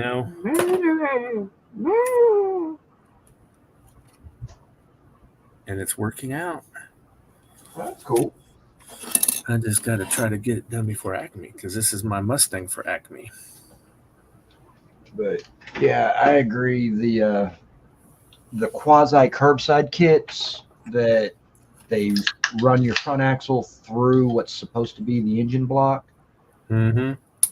I hate when they do that. Well, they did it because they were originally not model car kits; they were promo kits. Yeah. And then they converted a promo kit into a model kit once they got past that year promo, if that makes sense. Yeah. Because they could only sell the kits to the auto manufacturer. So if it was a promo of a 65 Mustang, they didn't sell a 65 Mustang kit in 65. They sold it in 66. Yeah. Because everything was back when the auto manufacturers, gave as much information as possible to the model car builders and even helped finance the tooling. Mm-hmm. Of course, that don't happen now. Now they charge the model car manufacturers to use the rights to build something. Yeah. It's completely opposite now. Mm-hmm. Which is why a lot of times anymore on the new kits, you get slick sidewall tires without any kind of branding at all whatsoever, because the model companies, they can't get the licensing to put the Goodyear or the Firestone or the whatever on the side of the tires anymore. Well, I don't think it's that they can't get the licensing. They don't want to pay the price for the licensing Well, yeah, that too. because they're just trying to make a buck. Most of your model car companies now isn't So that's around too. They operated pay by for model car everything. people. They're operated by people trying to make a buck, and they care less about, you Yeah. know. That's why the Bronco kit has no motor because they don't give a shit. They're Well, going to. the 92 Chevy Silverado / 96 Chevy 3500 dually, the repops. They're quasi curbsides. I mean, yeah, you can leave the chassis engine plug off, leave the hood unglued, and then put your own engine in it, but they're designed and marketed as curbsides. Yeah, because actually they're based off of, let me get one. They're based off of a full kit, but the chassis pan's not long enough. You have to modify it. Let me see. I've got two of the older issue OBS Chevy 1500s, and they've got nice chassis with. See, Yeah. This is a perfect parts kit. Even everything fits. It's the same kit. It's just the curbside one. They put a bullshit pan on it and no motor. But yeah, if I remember right, this is also based off of a die cast. Yeah. The original one was a die cast. Especially when you take the hood off, you can see the mounting pins. Mm-hmm. Yeah, but this is an excellent kit for kit bashing one of those dualies. Yeah. I've done it a few times back when I was really into building dually trucks. Yeah. That's like, I've got two of these. I've got the fleet sides, Yeah. not the step sides. But, it's like you said, they're as far as these are actually for the if you wanted to do the 92 Silverado repop, you could put that body on one of these chassis. Yeah. Because I don't know. I think the 92 repop is a king cab. No, sir, it's a single cab. Is it? Yes, sir.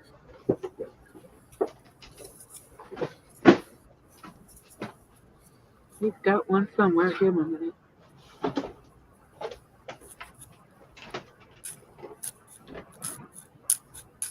It's a single cab. All right. Yeah. There you go. You can do a quick swap on that joker. And if anything, you might have to shorten the chassis from one of the older issues, because these, by the box art anyway, look like they're a long cab, whereas this is a long bed, whereas this is a short bed. So you might need to actually shorten the old school chassis to use the new body on it.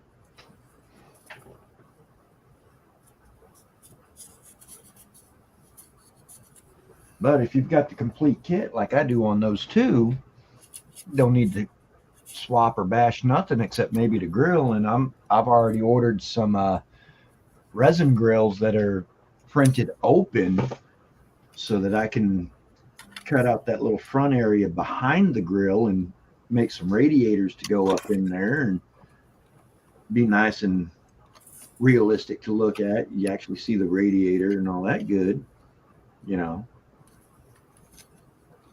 And the grills I'd ordered come with the lenses for the headlights. So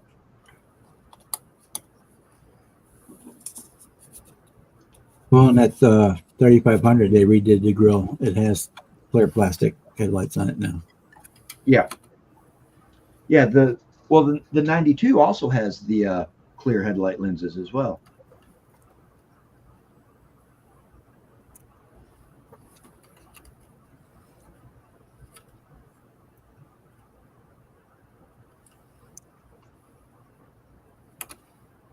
Yeah, Boston, I remember when you could fit in the engine bay to work on them, and you could also, like on my 67 GTO, you could keep your 4 winter tires, your studded tires in the trunk all summer and still have room for other stuff. Yeah, they had a 4-body trunk. And, well, talking about being able to climb up in the engine bay to work on it, kind of how my 94 sitting out in the driveway is I drive the 2-door extended cab 1994 version of this truck right here. Yeah. And anytime I got to get up under the hood to work on it, I just climb up in with the engine. Yeah. When I had my 67 Chevy, that's what I was straight 6. I just climb in and sit on one of the fender wells when I go to the side of the engine I need to work on. Yes, sir. Yeah, well, Keep you out of the sun and out of the rain. And now you got to take the whole damn car apart just No, to get just to to something. change the spark plug. Yeah. Yeah. Yeah. well, We got to lift the front end up, take the wheels off, the hood off, the fenders off. Pop the headlights out. Yeah. It's like, Yeah, what the take- fuck? Yeah. I'm glad we pay somebody else to do all that bullshit. my truck's super easy to work on if you can find the parts. Getting harder and harder, more and more expensive.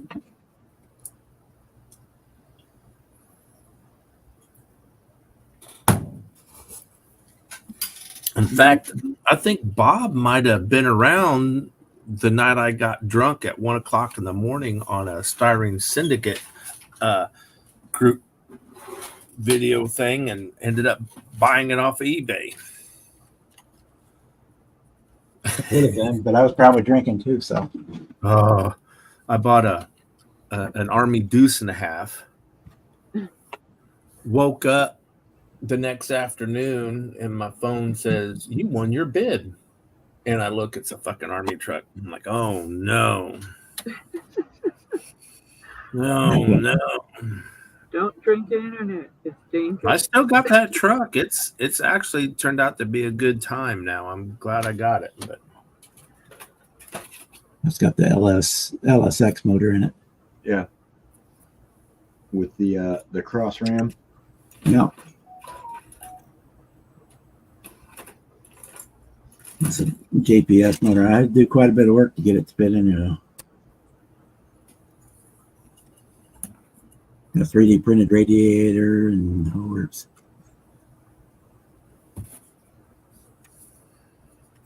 Yeah, I like overall. I like that. Right is left, left is right. Looks like it'd been sitting on the shelf for a little bit dusty there. Well, it's extra sparkly too. I don't know if the camera will pick it up. Okay, yeah. Tiny, Sparkly. Sparkly. tiny. That looks like it's the Extreme Lacquer Flaming Orange. It was either the flaming orange or the other one. I don't remember. I've got both colors.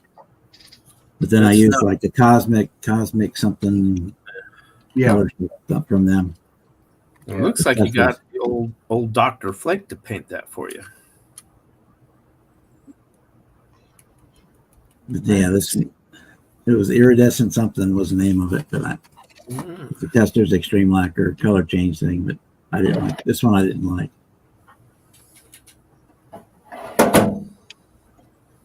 It's got all 4 color sparkles in it. Yeah. And one thing that I really like about these older issue Silverado 1500s, I got them going on.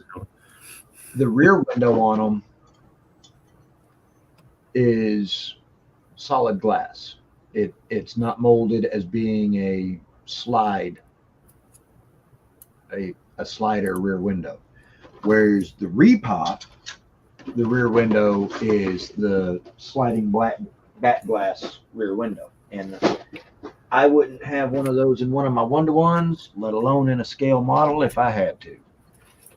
If that's like what I'm doing with that particular 92 Repop when I got that, I also got 2 of the 96 dually repops. And one of the dualies, I'm just building basically straight out of the box, but I'm going to be adding a 454 under the hood and making just a basic 454 powered work truck out of it. The other dually and the Silverado, I'm cab swapping them to put the extended cab of the dually with the short bed fleet side of the Silverado, like a 1/25th scale representation of what my 1-to-1 is going to eventually be when I get done fixing her up. And then I'm taking the standard cab from the Silverado kit, putting it with the dually bed, and I'm just going to make an all-out quarter-mile monster out of that one. But when I go to put the glass in it, before I put the glass in, I'm going to cut that sliding rear glass part off and polish it out, smooth it out, and get rid of that, because never been a fan of sliding rear glass. Never. The only time I can even consider having that is if I've got a camper shell on the backside of the pickup truck.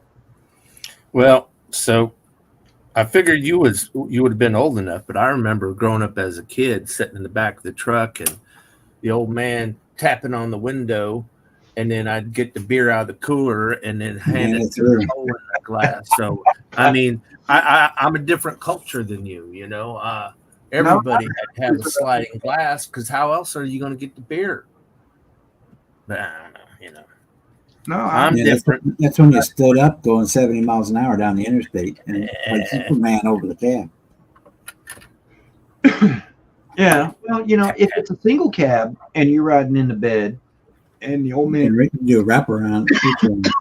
taps on the rear window to have you open up the ice chest and get a beer for him, you know, if it's a single cab, you just kind of reach your arm around, stick it up in the window. It's what I always did. That makes it obvious, though. Yeah. You just got to be smart enough not to do it when there's a cop around. Unless you had enough Not beer to for do the it in cop. first place. Yeah. If you had enough beer for the cop, then everything was cool. Especially the little small town I grew up in.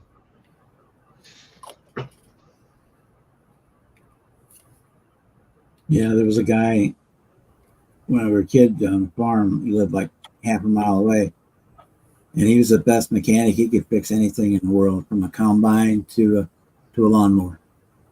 But the first thing he did when he got up at 5 a.m. was crack the beer, and he had a beer in his hand the entire day. I had an uncle like that. He quit drinking and he got fired from his job because he couldn't paint cars anymore. So he begged for his job back, and they said, all right, you know, and he tried to paint and he couldn't hold still well enough. So then he slammed 3 beers and he leveled out and was back to painting cars. And yeah, it killed him eventually. Yeah, that's going to be me and my energy drinks, should I ever decide to give them up. Speaking of energy drinks, I brought one down. For those of you who know me and miss it, you know, a toast. Apple pie. And hopefully soon I will have another episode of Apple Pie Time. All right. Let's see here. I'm wearing the shirt for you guys who are into shirts. You know? And I have pants on too. Look. This can right here is my 6th for the day so far. All right. Let's see. That's on top of. Dude, your stomach lining's got to be fucked up between that and the coffee. Stomach lining? What's that? Yeah, that's what I'm saying. Yeah, no, between the coffee that I drink, and Mountain Dew that I drink, and the energy drinks that I drink, my stomach lining and my kidneys, yeah, they're out of there. Oh, man, that is something. That one's a strong one. I might have to add some more apple juice to that one. Wow. That one got me. Yeah. It got me. But Don't wolf it, sip it. Yeah, I'll feel that one when I go pee. Yeah, I better not drink too much of that crap.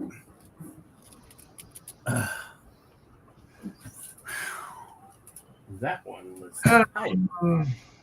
I wouldn't say cactus lining, but 60 grit sandpaper easy. Hey now.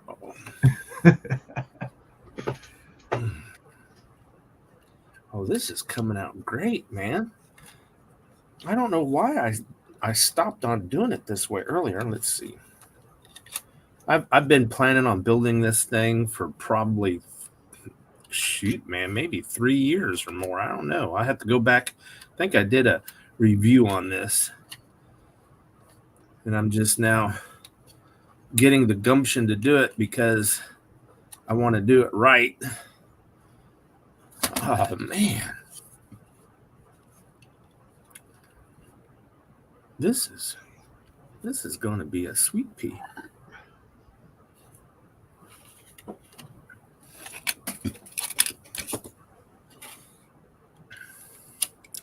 I'm going to have to stop on this because I want to do a video on building it. Here I am hacking up and not even putting it on video. So, When you sit down to build on a live, you should set your camera up to record. You can always do a voiceover. I was telling them earlier I got a new camera I need to try out sometime. Bought me one of these jobbers. And I'm going to see how it works one of these days. Probably Monday. I haven't even fired this thing up. That's a GoPro, right? Yeah. Yep. Yeah, I need to pick up one of those stands for mine. Well, maybe actually use it. I want to do videos on my motorcycle and also on my deuce and a half when I go doing stuff. So my regular cameras that I use to make videos with, they're just too big, Yeah. And I don't have someone to help me take videos. I don't have a camera person,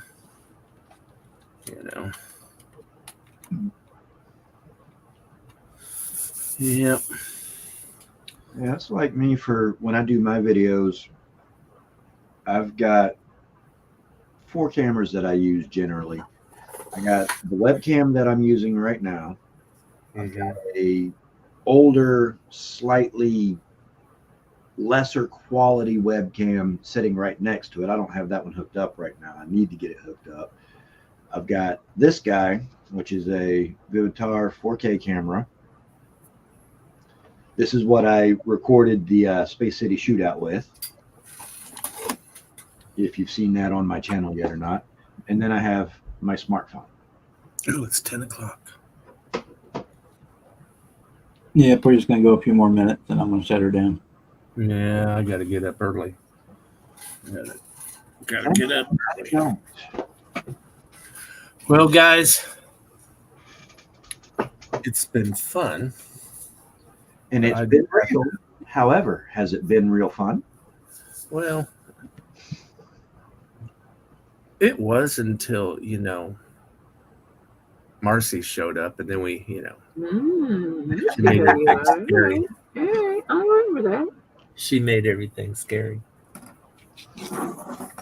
She kind of has a tendency to do that. We all generally will tend to straighten up and act a little bit better when Marcy comes around. She scares a lot of us. She's probably worse than all of us put together. You missed it. I had an opportunity to take a few pot shots at people and not use any names, and they shut up after I did. So apparently they got the message. You may very well scare the ever living bejeebers out of us, Miss Marcy, but we all love you. I wouldn't go that far. Just remember, I only look harmless.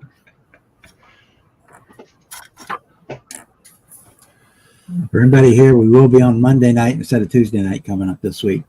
It's the GI Mechanic Bob Switch night. How early are you going to come on Monday night? Come on at 7 o'clock Eastern. That means I'll have enough time to hang around for an hour. We run to 10 o'clock, 10, 11 o'clock usually. How early are you up in the morning, Bob? It depends. Some days I'm still up, and some days I get up around 4 o'clock in the afternoon. Yeah. Well, Monday, my plan is to come down here around 8 in the morning and just start, because I'm way behind on getting things finished, and if I'm going to get things for Acme, I got to start building. Yep. And I don't have anyone to answer to anymore, so it's just me. And I've been And retired. going to the post office will take you a whole 5 minutes. Oh yeah. So you might want to figure out how to send me a text or something later that says, "Don't forget the post office."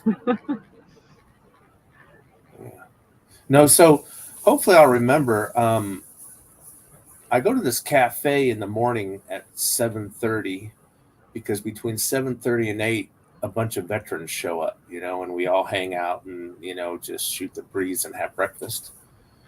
And then usually by 9:30, everyone starts kind of filing out because that's when the other crowd comes in. And, the second shift comes in. That'd be my the normal people. The normal people come in for breakfast. The free coffee people, yeah. Well, that's why we go when the veterans get free coffee. Yeah. So we get in there around 7:38. We get in there around 7:30 and 8 and hang out, but then the normal people come in, and so we start filtering out. Yeah, he used to show up at the coffee shop about 10 o'clock. Yeah, I like scaring normal people. What is this normal shit, man? I don't want any of that rubbing off on me. Right? Like I said, I like scaring them. Shit's catchy, man. I don't want it. Part of the reason why I walk around with a buck knife number 119 on my hip all the time. Normal people generally tend to leave me alone for that. I don't need all that metal. I'm pretty damn good with a box cutter. Add to that the wallet chain and the fact that I wear all black and Yeah, the wallet chains just so you don't lose your important shit. Well, I guess where I live, there's so many veterans that usually the people who want to cause trouble know that, they're running the risk of getting in a lot of trouble because most everyone is veterans. So, I usually they just don't want to hang around with the old people. Yeah. And speaking of that, there, Mr. Derby, veteran to veteran, thank you for your service, sir.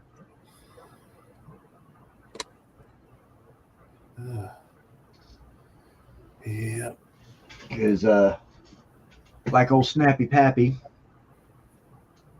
Yeah. former sailor. Sailor. Yes, sir. 5 years, United States Navy. I'm an Army guy.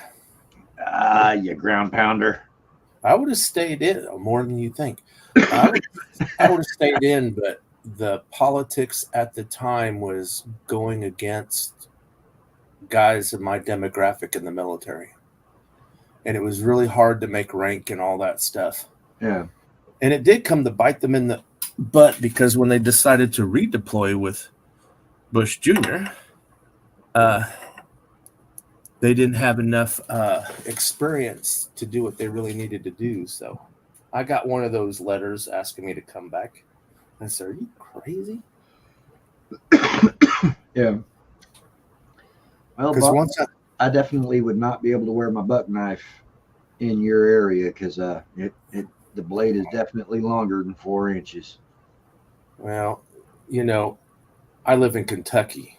You'd be surprised what guys are walking around with. Hmm. Usually they don't. Here it's an open carry, so usually they don't. That's something that it's never made not- any sense to me.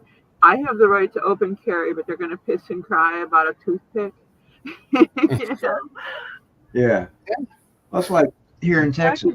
I can do just as much damage with a freaking 1.25-inch blade out of a damn utility knife. Yeah. Hey, Bob, was you on when I think it was a private stream? It wasn't it was one of the private streams, and Gil he pulled out some knife or something. I said, "Oh, you let's show knives." But yeah, All over there playing Crocodile Dundee. No, this is a knife. this is a little bit bigger than 4 inches. Oh, you started it. Oh, you ain't gonna hurt my feelings none. I like knives. I've got a heck of a collection. Well, I had to refrain from buying knives, and it hasn't worked. Yeah, now you buy kits instead. Why is that not coming on? Is the bulb broke out? Well, Chuck, thank you for your service as well, sir. Right in the eyeball. Golly. Let's see. All right, this one's handy.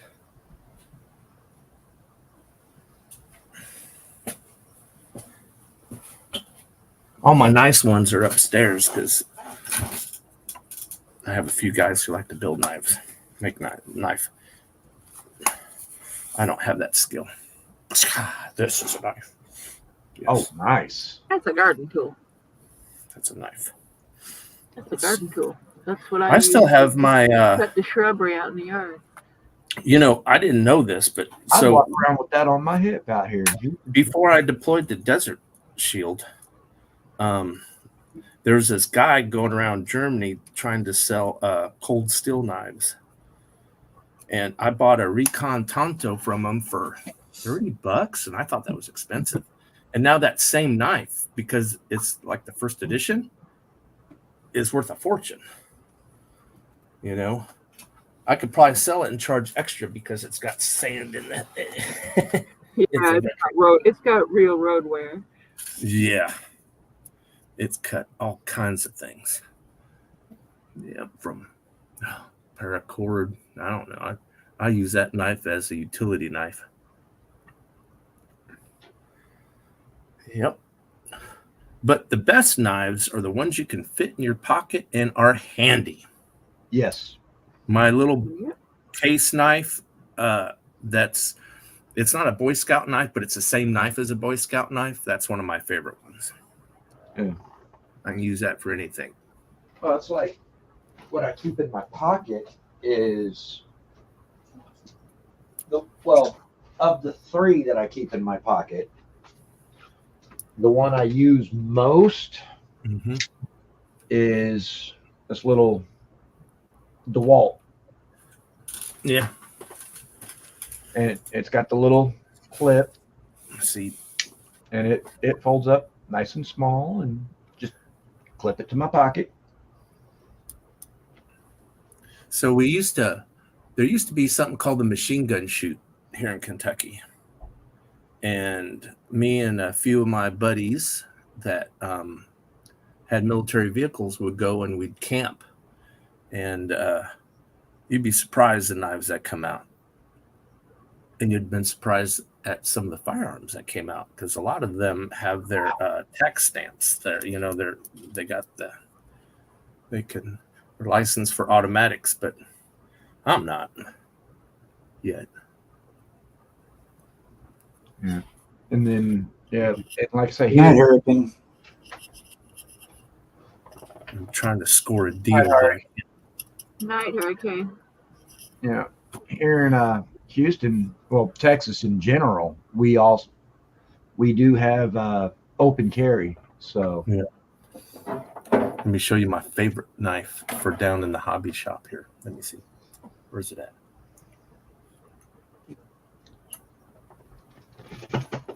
Here it is. Check this out. This is a knife right here, man. Let me tell you. This is a knife. Yeah. You put an X-Acto gold blade on here. Man, this is the bomb. I like my scalpel. That's my favorite. My scalpel is my favorite. Yeah. Well, I can go old school on you. There you go. Check this little The pocket snappy doodad kind. out. The testers. Is it the one with the blade that snaps off? No, that's the one use. When it's done, it's done. It's molded Oh, yeah. in. Another favorite is my little Gerber, what is it called? Artifact. yeah, Yeah. And you could It's keep that one handy because it's got a bottle opener on it. yeah. So this one I can use it for stuff. Yeah. It's really I got one it's of good. those in the It's glove good box for of the cutting car. your finger too. Let me tell you. Yes, sir. It's a good little utility knife. I keep one in the car. Well, it's like this DeWalt that I keep right here. I have the box knife version of this as well that I keep on my left hand pocket, and it's got interchangeable razor blade, the whole 9 yards. Yeah, it's a skill I've never really gotten down is sharpening a knife. I don't know why. I know a guy, he could take any knife and in 2 minutes have it razor sharp. Yeah, you And might me, want I to can take a in my knife. kitchen because you hurt yourself. When it comes I to can take a knife and make it even more dull. My kitchen cutlery is extremely sharp. You will hurt I yourself cheat. in my kitchen. I have a Lansco sharpening kit. You take this and clamp it onto the back of your blade like so. Yeah, and then yeah. Stones have these guide rods in them that you put in these holes here. These holes through here through the cross brace, and it holds the stone at the perfect angle to your blade so that you get a really nice, good and sharp result. Oh. And that's the only way I am capable of sharpening a knife. If I try to do it completely by hand and just by hand hold the blade at the proper angle to the stone and all that, yeah, no. I'm going to. My grandpa taught me. My grandpa was a butcher. Yeah, we always had the three stone oil stone in the kitchen. So Yep. every 2 weeks I'd sharpen every knife in the kitchen. Yeah. Yeah, you could always tell when I sharpen the knives because somebody else always managed to cut themselves. Well, a kitchen knife has to be sharp. I mean, if it ain't sharp, my favorite knives for kitchen knives are the old hickory knives because I just like them because they're thin enough, you know. Yeah, I've got what's left of one that was my grandpa's when he worked at the shop house. The metal is almost gone. It's almost nothing but Yeah, handle. they were the high carbon blades. Yeah, they're awesome. And It's funny that you have all these companies making knives and everything, and so far for me the best knives are like the old style ones with the thinner blades, and because you can just cut things without having a hard time. They just go through stuff easier. mm-hmm. The thicker the blade, the harder it is to cut stuff. And I'm one of those guys, you watch these videos like, well, you could baton wood. Well, that's what your hatchet's for. Why would you want to Why would you give it to a knife? Makes no damn sense. Yeah. And as It's far all right, Onyx. If you see my Facebook post, I did it on Thursday night. I did that. Mm-hmm. They have myself with that X-Acto knife. I was doing bare metal for it.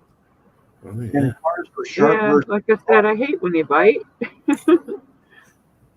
sharp versus dull, the sharper the cutting edge of your knife, the less effort you have to exert on the knife to get it to do its job. The less effort you And you're less likely to hurt yourself. the less likely you are to cut yourself. So the sharper you keep your knife, the less likely you're going to cut yourself. And a dull If you do cut yourself, it'll be nice and clean, and it'll close right back up unless you really do it good. Yeah. Whereas with a dull knife, you're more likely to cut yourself with it because you're having to push on it harder. Yep, and it'll You tear. Harder is when it's more likely to slip, and that's when cuts happen. In that case, it's more of a tear, though, because it's dull. True. Yeah, I like a sharp knife when I in the kitchen. Yeah. I like a sharp knife when I'm cutting anything. I don't care what I'm using it to cut. I've got Be it different kinds. in the kitchen, using this one to open up boxes and bags and stuff at work, which that's 99.9% of what this knife gets used for. That will make normies leave me the hell alone. Because on the extreme rarity that I'll go to Walmart or something like that and forget to put this on my belt, as I'm walking through Walmart, even dressed in all black, hair in a ponytail, wallet chain, and all that, I get people all over the place in the store asking me this and asking me that, and can I do this and can I do, and I'm like, I don't work here. I obviously don't work here. Why are you bothering me? Whereas when I put the buck on my hip, don't nobody mess with me. I don't get hassled by the bums. I don't go to Walmart unless I People just don't pay any damn attention to anything anymore. Oh, they pay attention. I could be shopping in a completely different store than the one I work in, and people ask me stuff like I'm an employee. You know, and I mean, I don't bother to put on actual clothes. I'll go out in my jogging pants and a t-shirt. You know, I don't care. I'll go out in my pajamas, whatever. Throw my slippers on, grab my wallet and keys, and I'm out the door. And it's like, I'm dressed like I just crawled out the bed, and you think I work here? Yeah. Whereas me, I can't leave the house in my pajamas. Neither can I. And I'm one of them weirdos that anytime I leave the house, I own them, but I don't sleep in them. Well, see, the reason I can't leave the house in just my pajamas, that'd be an indecent exposure charge. That's what I'm saying. I own them, but that's for the courtesy for other people, not for myself. I used to never wear pajamas. Never used to wear pajamas until my daughter hit a certain age. And then when she would have sleepovers and, you know, there's 4 or 5 girls running around, that's when the pajamas, you know. Yeah. So now at my age, I get cold, so I have to wear pajamas and socks, you know. But back in the day, man, you know, shoot, it was skivvies all day. Yesterday, Monday? No. I think it was Monday. I remember my whole life growing up telling my dad to put some damn pants on. Yeah. There's some walking around buck ass naked all the damn time. It's like, Dad, put some pants on. There's some things your kids don't need to see. I know I got here. I don't need to see it. Well, that's like back well over 20 years ago now, when the woman that I wound up marrying and then getting divorced from a year later, when she and I had moved in together right before we got married, I had to actually start wearing sweatpants when I went to bed, because her 2 youngest daughters, who were 6 and 7 at the time, they loved waking me up by coming in with a fresh cup of coffee. Morning, Daddy, here's your coffee. And you know how when you sleep, sheets and blankets get strewn everywhere, and well, yeah, no, wearing sweats. You know, when your kids are really, really young and they get scared and they want to get in bed with mom and dad, it's best to have something on. Yeah.